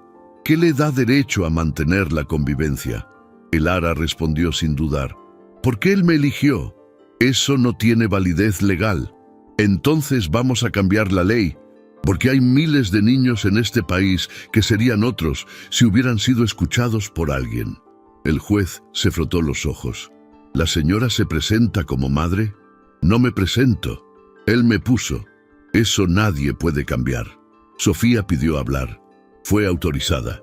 Soy madre biológica de Mateo y afirmo aquí ante esta corte que él encontró en Elara el equilibrio que yo misma no pude ofrecer en momentos de crisis. Si esto no vale, entonces necesitamos revisar lo que llaman maternidad en este país. Alejandro completó: crecí siendo cuidado por 5 mujeres que nunca fueron llamadas madres. Ahora que una lo es, ¿quieren quitarle eso porque no vino por sangre? El juez no respondió. Pidió plazo para análisis, pero el silencio era la respuesta. Desde afuera, la multitud se acumulaba. A las 17:36, mientras aún estaban en el foro, una noticia estalló. El expresidente de una de las fundaciones involucradas en la Hermandad Azul había sido encontrado muerto en un hotel de la Ciudad de México. El mensaje junto al cuerpo decía: ellos nos van a borrar a todos y van a fingir que fue culpa de quien habló demasiado. El caso fue tratado como suicidio, pero los investigadores ya sabían. Era eliminación de pruebas. Elara fue llevada de vuelta al apartamento bajo escolta. Mateo dormía. Ella tomó al bebé en brazos y miró a Alejandro. Ahora se acabó. Ellos dejarán de jugar. Alejandro respondió: ahora comienza, porque ahora está claro que tocamos donde nadie tuvo coraje. Sofía abrió el búho. Ordenador. Hay una reunión del Consejo Nacional de la Infancia en 2 días. Debatirán vínculos afectivos no biológicos. Quiero que hables allí. Elara dudó. Sabes que si hablo allí, intentarán derribarme en vivo. Por eso mismo, porque en vivo el país entenderá quiénes son los monstruos. A las 21:05, mientras Mateo dormía, Alejandro recibió una llamada. Era del guardia de seguridad del edificio. Hay un hombre en el estacionamiento subterráneo. Dice que conoce a la señora Elara. Se niega a irse. Bajó. Encontró al hombre parado al lado de una moto antigua, ojos hundidos, barba sin afeitar. ¿Quién eres? El hombre respondió: soy el hermano de Elara. Fui sacado del orfanato a los 13 años y desaparecieron conmigo. Ahora quieren callarla y yo sé todo. Alejandro miraba fijamente al hombre frente a él, parado al lado de la moto vieja, vistiendo una chaqueta desgastada y con los ojos de quien cargaba años de peso que nadie nunca vio. ¿Cómo así, hermano de Lara? Ella nunca mencionó a nadie. El hombre asintió con la cabeza, porque creyeron que había muerto. A los 13 años fui transferido del orfanato Hermana Luz a una tal Unidad 49, un centro que no figuraba en ningún registro público. En realidad era un almacén sin nombre, sin ventana, sin familia. Nos entrenaban a obedecer, observar, memorizar, usar uniforme. Decían que nos harían empleados ejemplares, pero era mucho más.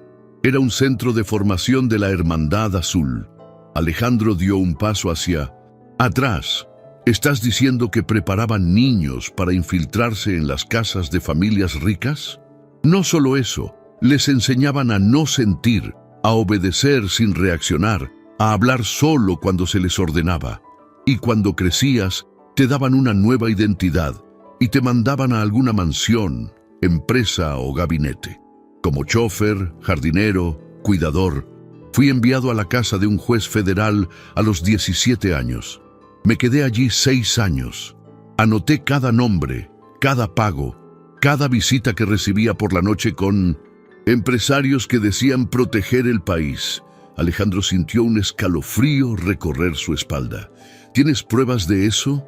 El hombre sacó una bolsa de plástico del baúl de la moto.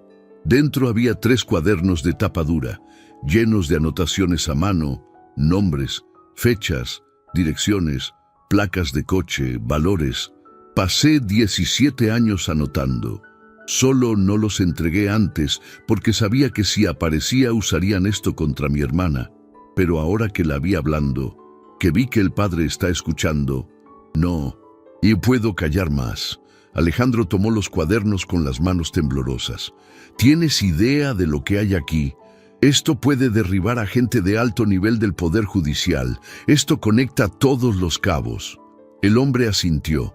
Y vine porque sé que ustedes la protegerán y porque ella es la única familia que me queda. El Lara, que observaba todo desde la ventana del apartamento, bajó a toda prisa.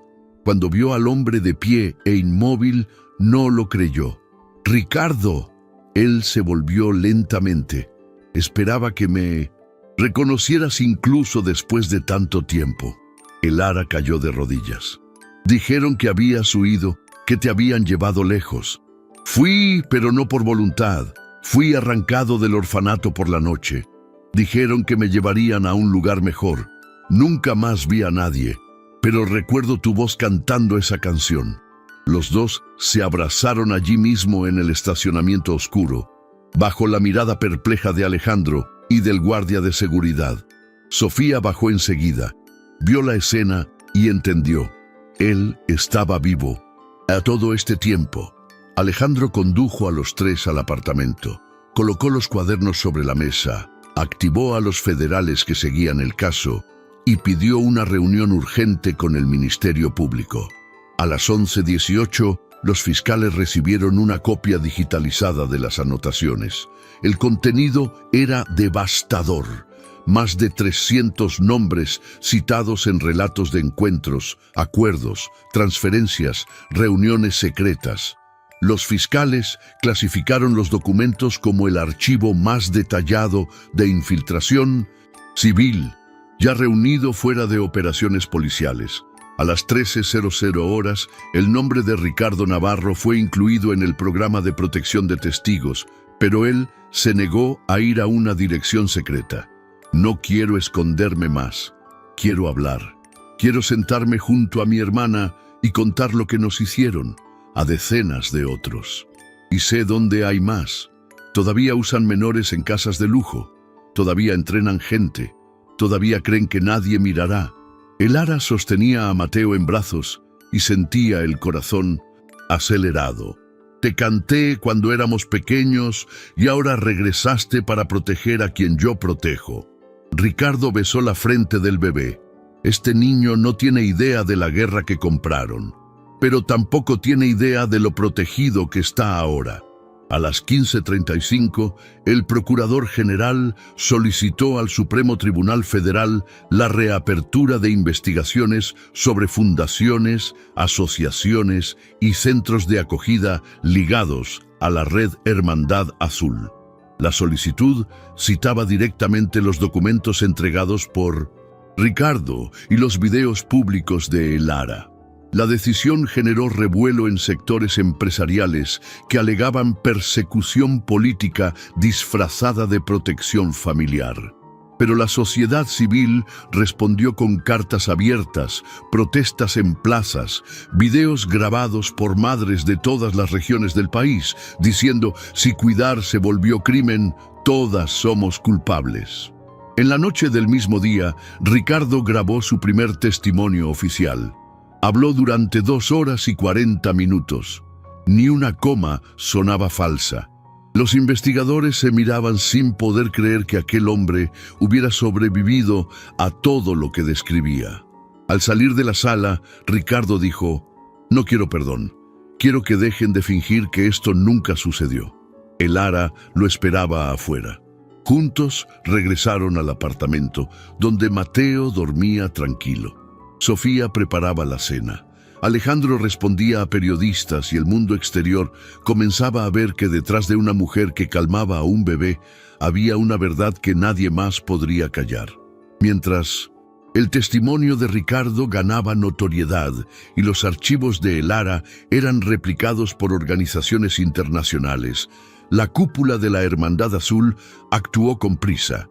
Un grupo de abogados ligados a exdirectores de fundaciones benéficas interpuso acciones simultáneas para intentar bloquear no solo el documental y los videos de El Ara, sino también la circulación de los diarios entregados por Ricardo. La alegación era una sola: los documentos fueron obtenidos de forma no protocolaria y las memorias relatadas no podían ser tratadas como pruebas. Pero lo que ellos no esperaban era la reacción. 32 nuevas testigos de diferentes estados enviaron relatos a las fiscalías federales confirmando las mismas prácticas descritas por Ricardo: alejamiento familiar en edad infantil, manipulación emocional, adoctrinamiento silencioso, identidad controlada y posterior infiltración en domicilios de alto nivel.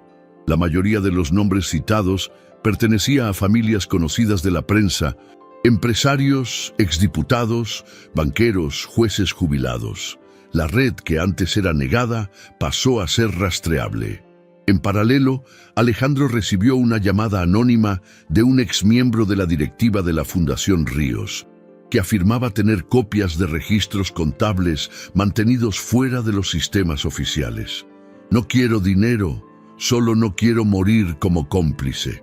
3 horas después, el hombre entregó en mano un pendrive encriptado, conteniendo más de 500 notas de transferencia a empresas que ni siquiera existían en los registros nacionales, ligadas a nombres de la hermandad. Sofía organizó los archivos con la misma paciencia de quien ya había mapeado lo imposible. El Ara, por su parte, comenzó a entrenar a otras cuidadoras que habían contactado desde que la historia salió a la luz. No quiero convertirme en símbolo. Quiero que todas sepan que tienen derecho a un nombre, a un vínculo y a respeto.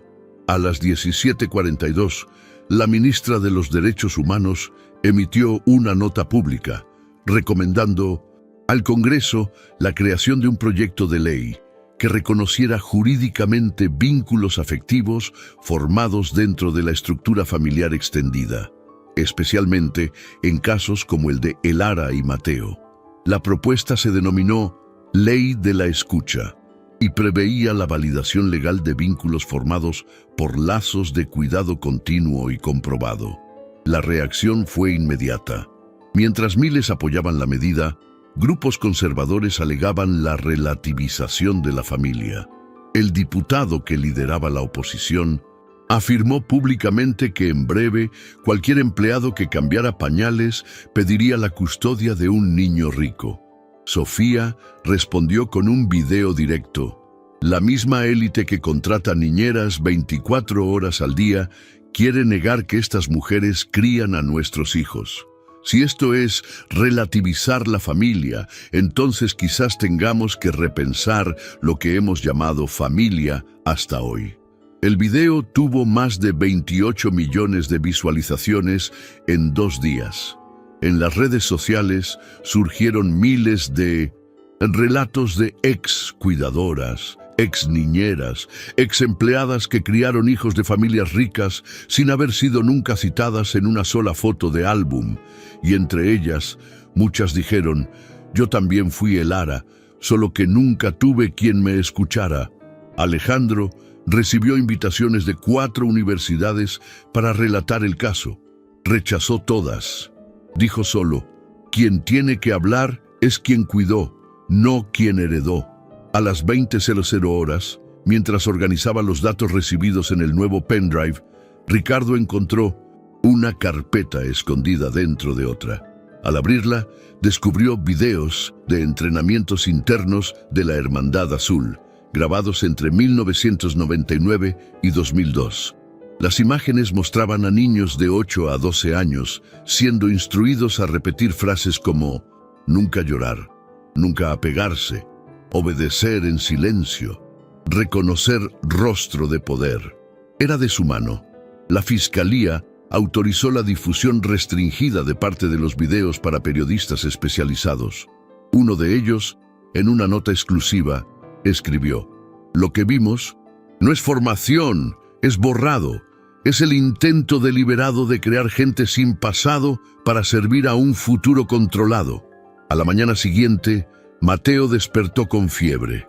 El Ara lo llevó al hospital, acompañada por Sofía. En la recepción, 2 mujeres esperaban con un ramo sencillo y una nota. Eran madres solas de una comunidad vecina. La nota decía: le diste nombre a lo que nosotras solo sabíamos sentir. El Ara no contuvo las lágrimas. Mateo fue atendido y dado de alta con diagnóstico leve. Alejandro, afuera, organizaba la próxima entrega a la Fiscalía. Sofía separaba los archivos más sensibles y Ricardo a su lado concluyó: ya no se trata de probar, ahora se trata de impedir que esto continúe. Y cuando todos pensaban que el ciclo estaba cerca del final, el teléfono fijo de la casa sonó. Alejandro contestó. La voz era metálica, filtrada. Ustedes abrieron una puerta, pero aún no entendieron el tamaño de lo que hay detrás. El niño es solo la punta, el objetivo real es quien se atreve a escuchar. Alejandro sostenía el teléfono con fuerza, intentando descifrar la voz artificial que salía del otro lado de la línea. El objetivo real es quien se atreve a escuchar, repitió mentalmente con la respiración entrecortada.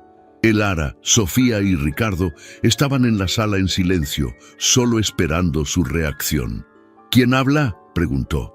La llamada fue terminada sin respuesta. Sofía se acercó. ¿Qué era? Amenaza, y bien clara. Ellos están diciendo que el objetivo ahora eres tú.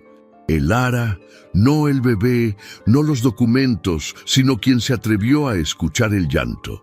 El Ara cerró los ojos por algunos segundos, luego respondió. Entonces, finalmente entendieron que escuchar es lo que más asusta. Ese mismo día, a las 10:34, la Fiscalía Federal protocolizó el primer pedido de prisión preventiva contra 3 directores de la antigua fundación Mano Abierta, señalada como uno de los núcleos principales de reclutamiento de la Hermandad Azul. Los nombres venían siendo citados en los 1900 diarios de Ricardo, en las cartas encontradas por Sofía y en los correos electrónicos encriptados liberados por Alejandro. El país asistía a un proceso judicial sin precedentes. Familias tradicionales involucradas en crímenes silenciosos ejecutados con apariencia de filantropía y amor al prójimo.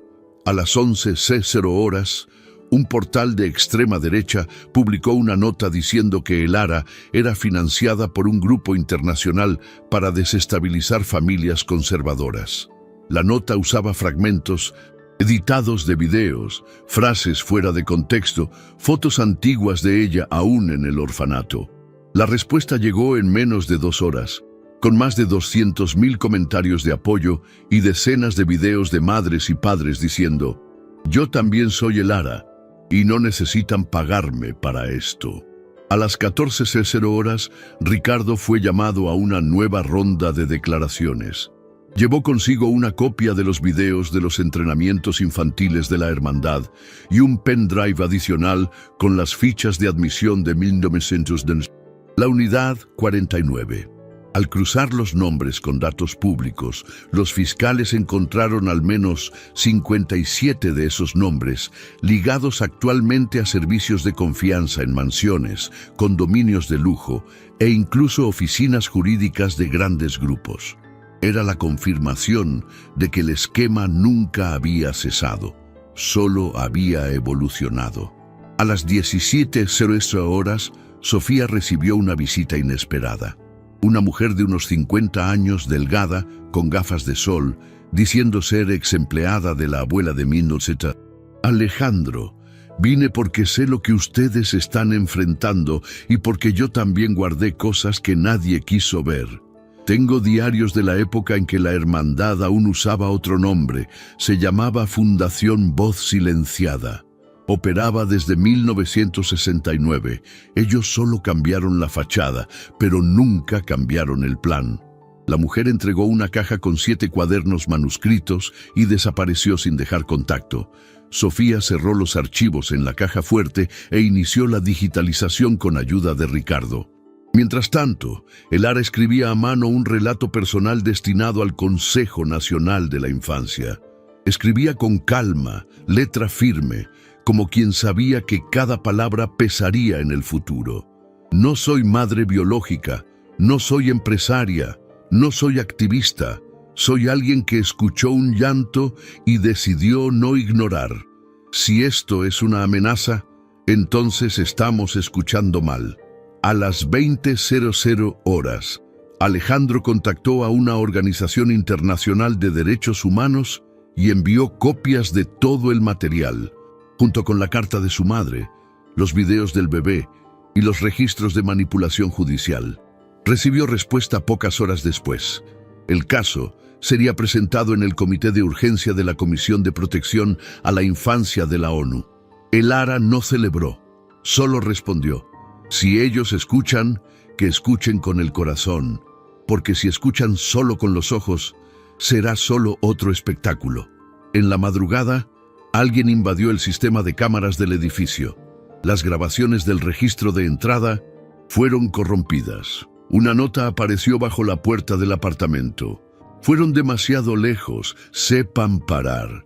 Sofía quería llamar a la policía, pero Elara se negó. «No, ellos quieren que temamos, que paremos. Si tenemos que parar, será por justicia, nunca por miedo». Ricardo vigilaba desde la ventana. Alejandro reforzaba la seguridad y Mateo dormía. Al lado de la cuna, sobre la cómoda, Elara dejó la carta lista que entregaría en el Congreso al día siguiente. Al terminar la última línea, levantó la mirada y susurró: «Tú escuchaste cuando nadie escuchó. Ahora todo el país tendrá que escuchar». En el fondo del apartamento, el portátil de Sofía emitía la alerta de que la digitalización de los últimos archivos había terminado. El contenido del cuaderno 7 revelaba algo aún más profundo: una hoja de cálculo con los primeros nombres de empresarios que, ya en los años 70, habían firmado un compromiso por escrito con la Fundación Voz Silenciada para mantener el control sobre niños de familias que consideraban socialmente inestables. Uno de los nombres era el del bisabuelo de Alejandro. Era la confirmación. La historia entera de la familia Ríos había sido tejida con base en el control emocional y la supresión de vínculos reales. Alejandro se sentó en la mesa y contempló la página abierta. No es solo que Elara no sea extraña, es que ella es lo que quedó de verdad en medio de todo esto. Y al decir esto, sin saberlo, él abría las primeras líneas del discurso que sería leído en 1900. Red Nacional 3 días después, cuando el país no tendría ya cómo fingir que no sabía lo que era la Hermandad Azul. A la mañana del tercer día, después de la nota de amenaza dejada en la puerta, el Ara despertó antes del sol, tomó a Mateo en brazos, abrió la ventana del cuarto y se quedó mirando el cielo oscuro con tonos de azul profundo mientras respiraba en silencio. Ella sabía que ese sería el día más importante de su vida y quizás el más peligroso. A las 8:20, ella entró en el coche junto a Alejandro y Sofía, con destino al Congreso Nacional, donde tendría lugar la primera audiencia pública sobre vínculos afectivos no biológicos en México. Una fila de más de 300 personas ya se formaba frente al anexo 2, la mayoría con pancartas y carteles escritos a mano. Quien escucha cuida, ella cuidó, el país vio. El llanto no es ruido, es aviso. Dentro de la sala, diputados, juristas, psicólogos, madres solas, cuidadores, investigadores y reporteros aguardaban. El Ara fue la tercera en hablar. El primero fue un diputado conservador que abrió su discurso diciendo que la familia necesita ser defendida del sentimentalismo desordenado. El segundo, un psicólogo indicado por la Hermandad, alegó que la emoción no puede sustituir los criterios legales. Cuando el Ara fue llamada, el silencio invadió la sala. Ella caminó lentamente hasta el púlpito, sosteniendo una copia doblada de la carta escrita a mano que había dejado al lado de la cuna de Mateo. Respiró hondo. Mi nombre es el Ara, Emilia Navarro. Fui criada en un orfanato donde aprendí a hablar solo cuando me lo ordenaban. Pasé por casas que me usaron como objeto de limpieza, gente que me llamaba invisible y por un sistema que nunca me reconoció como ciudadana. Pero fue en un cuarto silencioso, con un niño llorando en la cuna, donde finalmente encontré un lugar, porque ese bebé no me pidió diploma ni documento. Él me pidió escucha. Me pidió regazo y yo se lo di. ¿Ahora quieren decirme que eso no vale? ¿Que un vínculo construido cada día en silencio, entre cólicos y miedo, entre fiebre y sonrisa, no tiene valor? Algunas personas en la platea ya lloraban. El Ara continuó. No vine aquí a pedir nada. Vine a recordarles lo que olvidaron, que cuidar es política, que el afecto también es estructura, y que si el sistema no entiende esto, entonces el sistema necesita cambiar, porque quien escucha salva, quien calla repite el ciclo. Un diputado intentó interrumpirla, pero el presidente de la mesa autorizó que ella continuara sin cortes.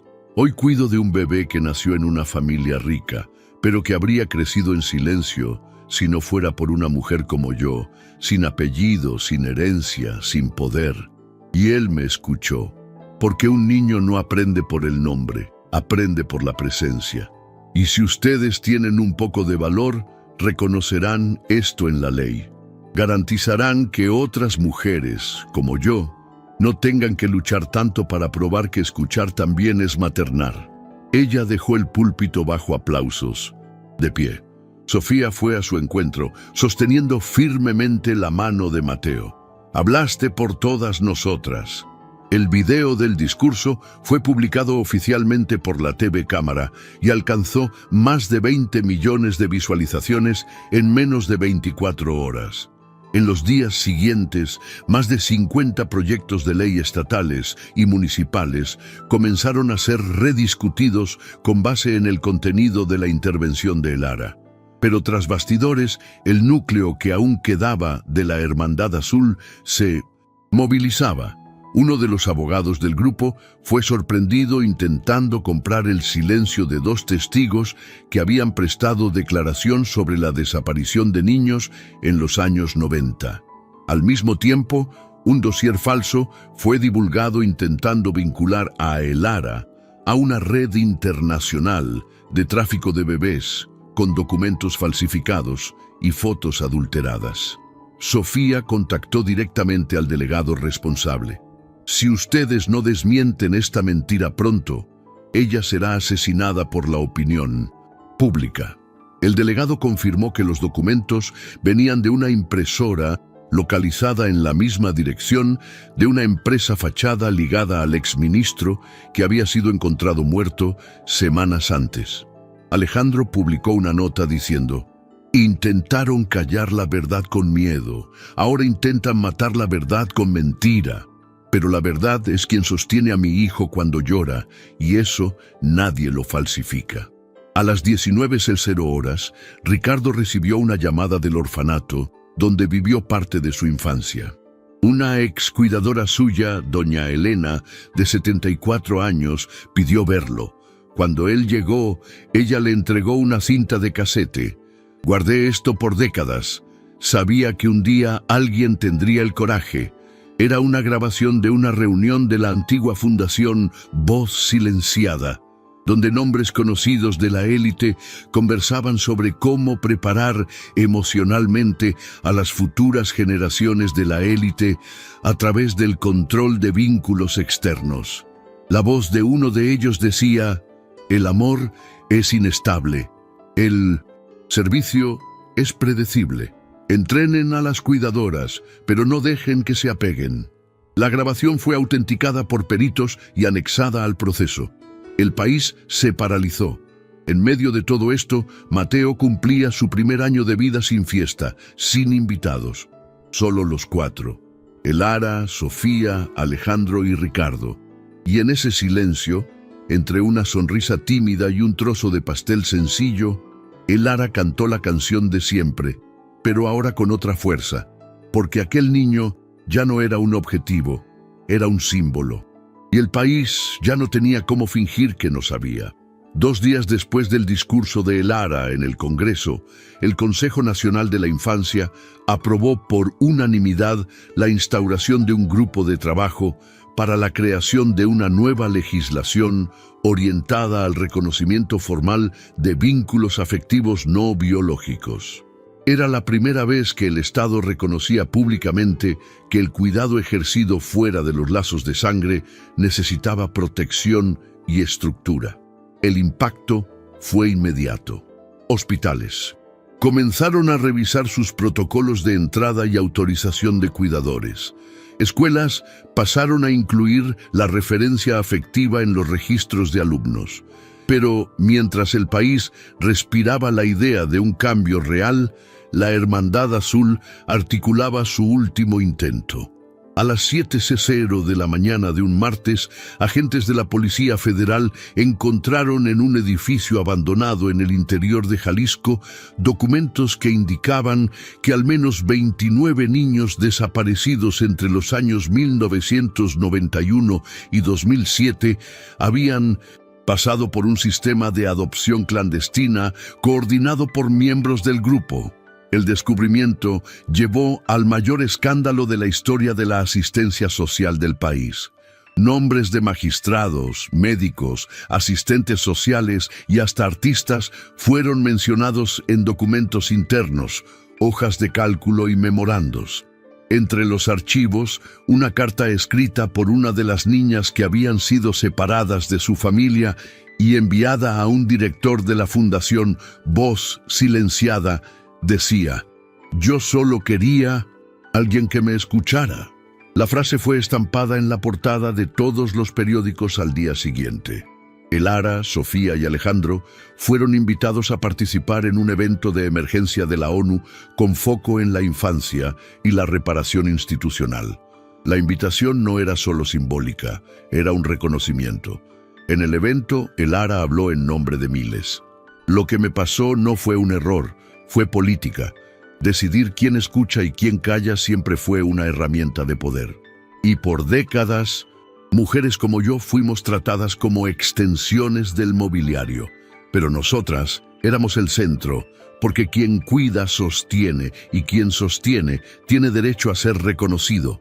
Tras su intervención, una moción fue firmada por 27 países exigiendo investigación sobre redes privadas de control infantil disfrazadas de asistencia. México se convertía, sin querer, en referencia de cómo desmantelar el silencio. Mientras tanto, En el país, la Fiscalía General requirió la federalización de todos los procesos ligados a la Hermandad Azul, garantizando que ninguno de ellos fuera juzgado en las jurisdicciones donde actuaban los acusados. La estructura comenzaba a desmoronarse. A las 16:00 horas, Sofía publicó un video con Alejandro y Elara en casa, sentados a la mesa con Mateo en brazos. Sofía hablaba, mirando directamente a la cámara. No somos una excepción, solo somos los primeros en hablar en voz alta. El video fue compartido por celebridades, educadores, médicos, madres y cuidadores. La frase se convirtió en lema. Y la verdad es que México ya no quería volver a fingir. Mientras tanto, Ricardo, ahora oficialmente protegido y con identidad pública, lideraba un proyecto nacional de mapeo de sobrevivientes de instituciones clandestinas. Ya habían identificado a más de 140 personas, todas con relatos similares de control emocional, adoctrinamiento afectivo y entrenamiento silencioso para servicios de confianza. Una de las historias más impactantes era la de una mujer llamada Clara, hoy con 47 años, que trabajó como niñera en 13 casas diferentes y solo se dio cuenta de que formaba parte de algo más grande cuando vio el video de Elara. Aquello me despertó. Yo también fui entrenada para callar. El Congreso aprobó en régimen de urgencia la primera versión de la Ley de la Escucha. El artículo primero decía: toda relación basada en cuidado continuo, responsabilidad afectiva y presencia emocional merece reconocimiento jurídico. La votación fue aplaudida en el Pleno, pero no todo estaba resuelto. A las 20:20, Alejandro recibió una nueva llamada anónima. La voz decía: destruyeron nuestro nombre, ahora destruiremos el suyo, comenzando por el pasado que creen haber enterrado. Alejandro no le contó a Elara, pero Sofía percibió que algo andaba mal. Necesitas decirme qué fue. Amenazaron con desenterrar nuestro pasado. Intentarán poner todo patas arriba. Sofía respiró hondo. Entonces nosotros lo contaremos primero, antes que ellos. La mañana siguiente, ella publicó un texto firmado por ella, por Elara y por Alejandro, explicando la historia desde el principio. Las omisiones, los errores, el miedo, el intento de fingir normalidad. Fuimos criados por un sistema que elegía quién tenía derecho a ser escuchado. Y ahora nosotros estamos eligiendo escuchar de vuelta, aunque duela. Las palabras conmovieron al país, pero lo que vendría en las próximas horas no estaba en los planes de nadie. Un periodista de investigación reveló que uno de los mayores financiadores de la Hermandad Azul aún estaba activo y su nombre jamás había aparecido. Era el mayor accionista oculto de una empresa de tecnología de seguridad que atendía a más de 40 municipios. Un hombre con conexiones en 3 países, dueño de más de 50 empresas fachada, y como se descubrió en las últimas páginas de los diarios de Ricardo, era el responsable de la creación de la Unidad 49. Su nombre: Osvaldo Ríos, bisabuelo de Alejandro. Al saberlo, Alejandro dejó caer el periódico al suelo. Se sentó sin decir nada. Sofía caminó hasta él. Nosotros no elegimos esto, pero podemos ser el fin de esto. Elara tomó a Mateo en brazos, lo miró a los ojos y dijo: crecerás escuchando verdades, incluso cuando sean duras. Y sin que nadie lo percibiera esa tarde, el bebé dijo por primera vez una palabra clara. Señaló con el dedo y dijo: mamá. Elara no contuvo el llanto. Alejandro se levantó. Sofía lo abrazó. Ricardo sonrió y todo el país, por un instante, escuchó algo que no podía ser borrado. El nombre de Osvaldo Ríos, estampado en las páginas finales de los diarios de Ricardo, fue como una explosión silenciosa dentro de la casa. Alejandro no quiso hablar por horas. Se sentó al borde de la cama y sostuvo una de las cartas dejadas por su madre, intentando encontrar algún rastro, alguna pista de que ella lo supiera. Sofía se quedó a su lado en silencio, respetando su tiempo. Elara cuidaba a Mateo, pero sabía que algo más profundo había cambiado. Cuando Alejandro finalmente habló, la voz estaba firme. El apellido no dirá quién soy.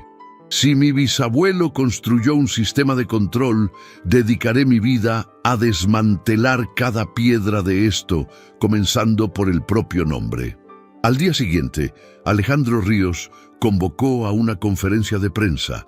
Entró solo, vistiendo una camisa sencilla y con un sobre en la mano.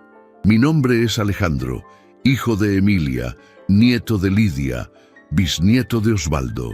Hoy firmo la renuncia a todo el patrimonio, heredado directamente de la línea Ríos, y lo transfiero a la recién creada Fundación La Escucha, el total del 68% de las acciones de la holding principal, con la única exigencia de que sean gestionadas por un consejo de mujeres cuidadoras con historial de actuación afectiva y comunitaria.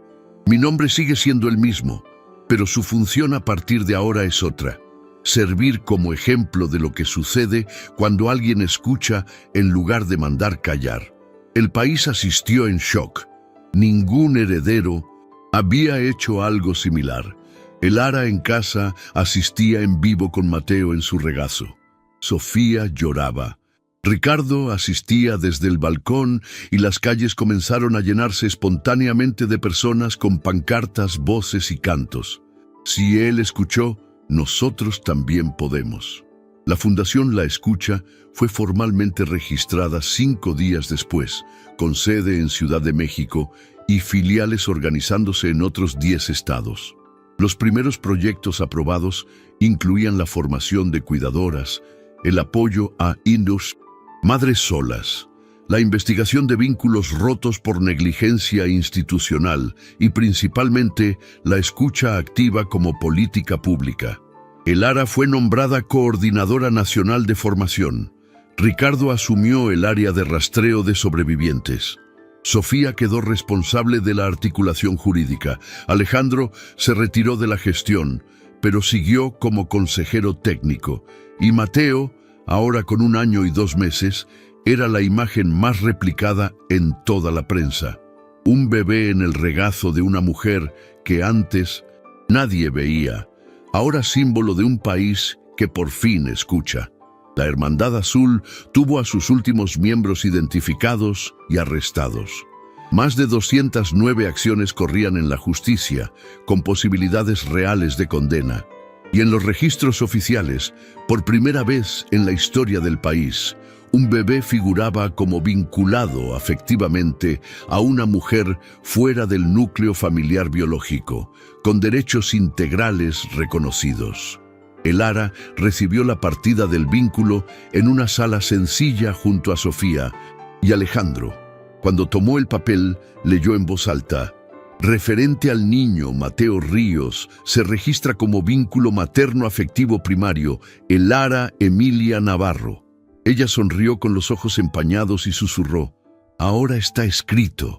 Alejandro respondió: siempre lo estuvo. Sofía abrazó a los dos. Ricardo entró en la sala con una noticia: recibimos confirmación de 40 sobrevivientes más de la unidad 49. Están vivos y quieren hablar. Elara se levantó, sosteniendo el documento en sus manos. Entonces, ahora es nuestro turno de escuchar. México cambiaba no por decreto, sino por escucha, por coraje, por vínculo y por una mujer que oyó un llanto en una madrugada cualquiera y decidió con el pecho abierto que aquello no era ruido, era una llamada. Y ella respondió: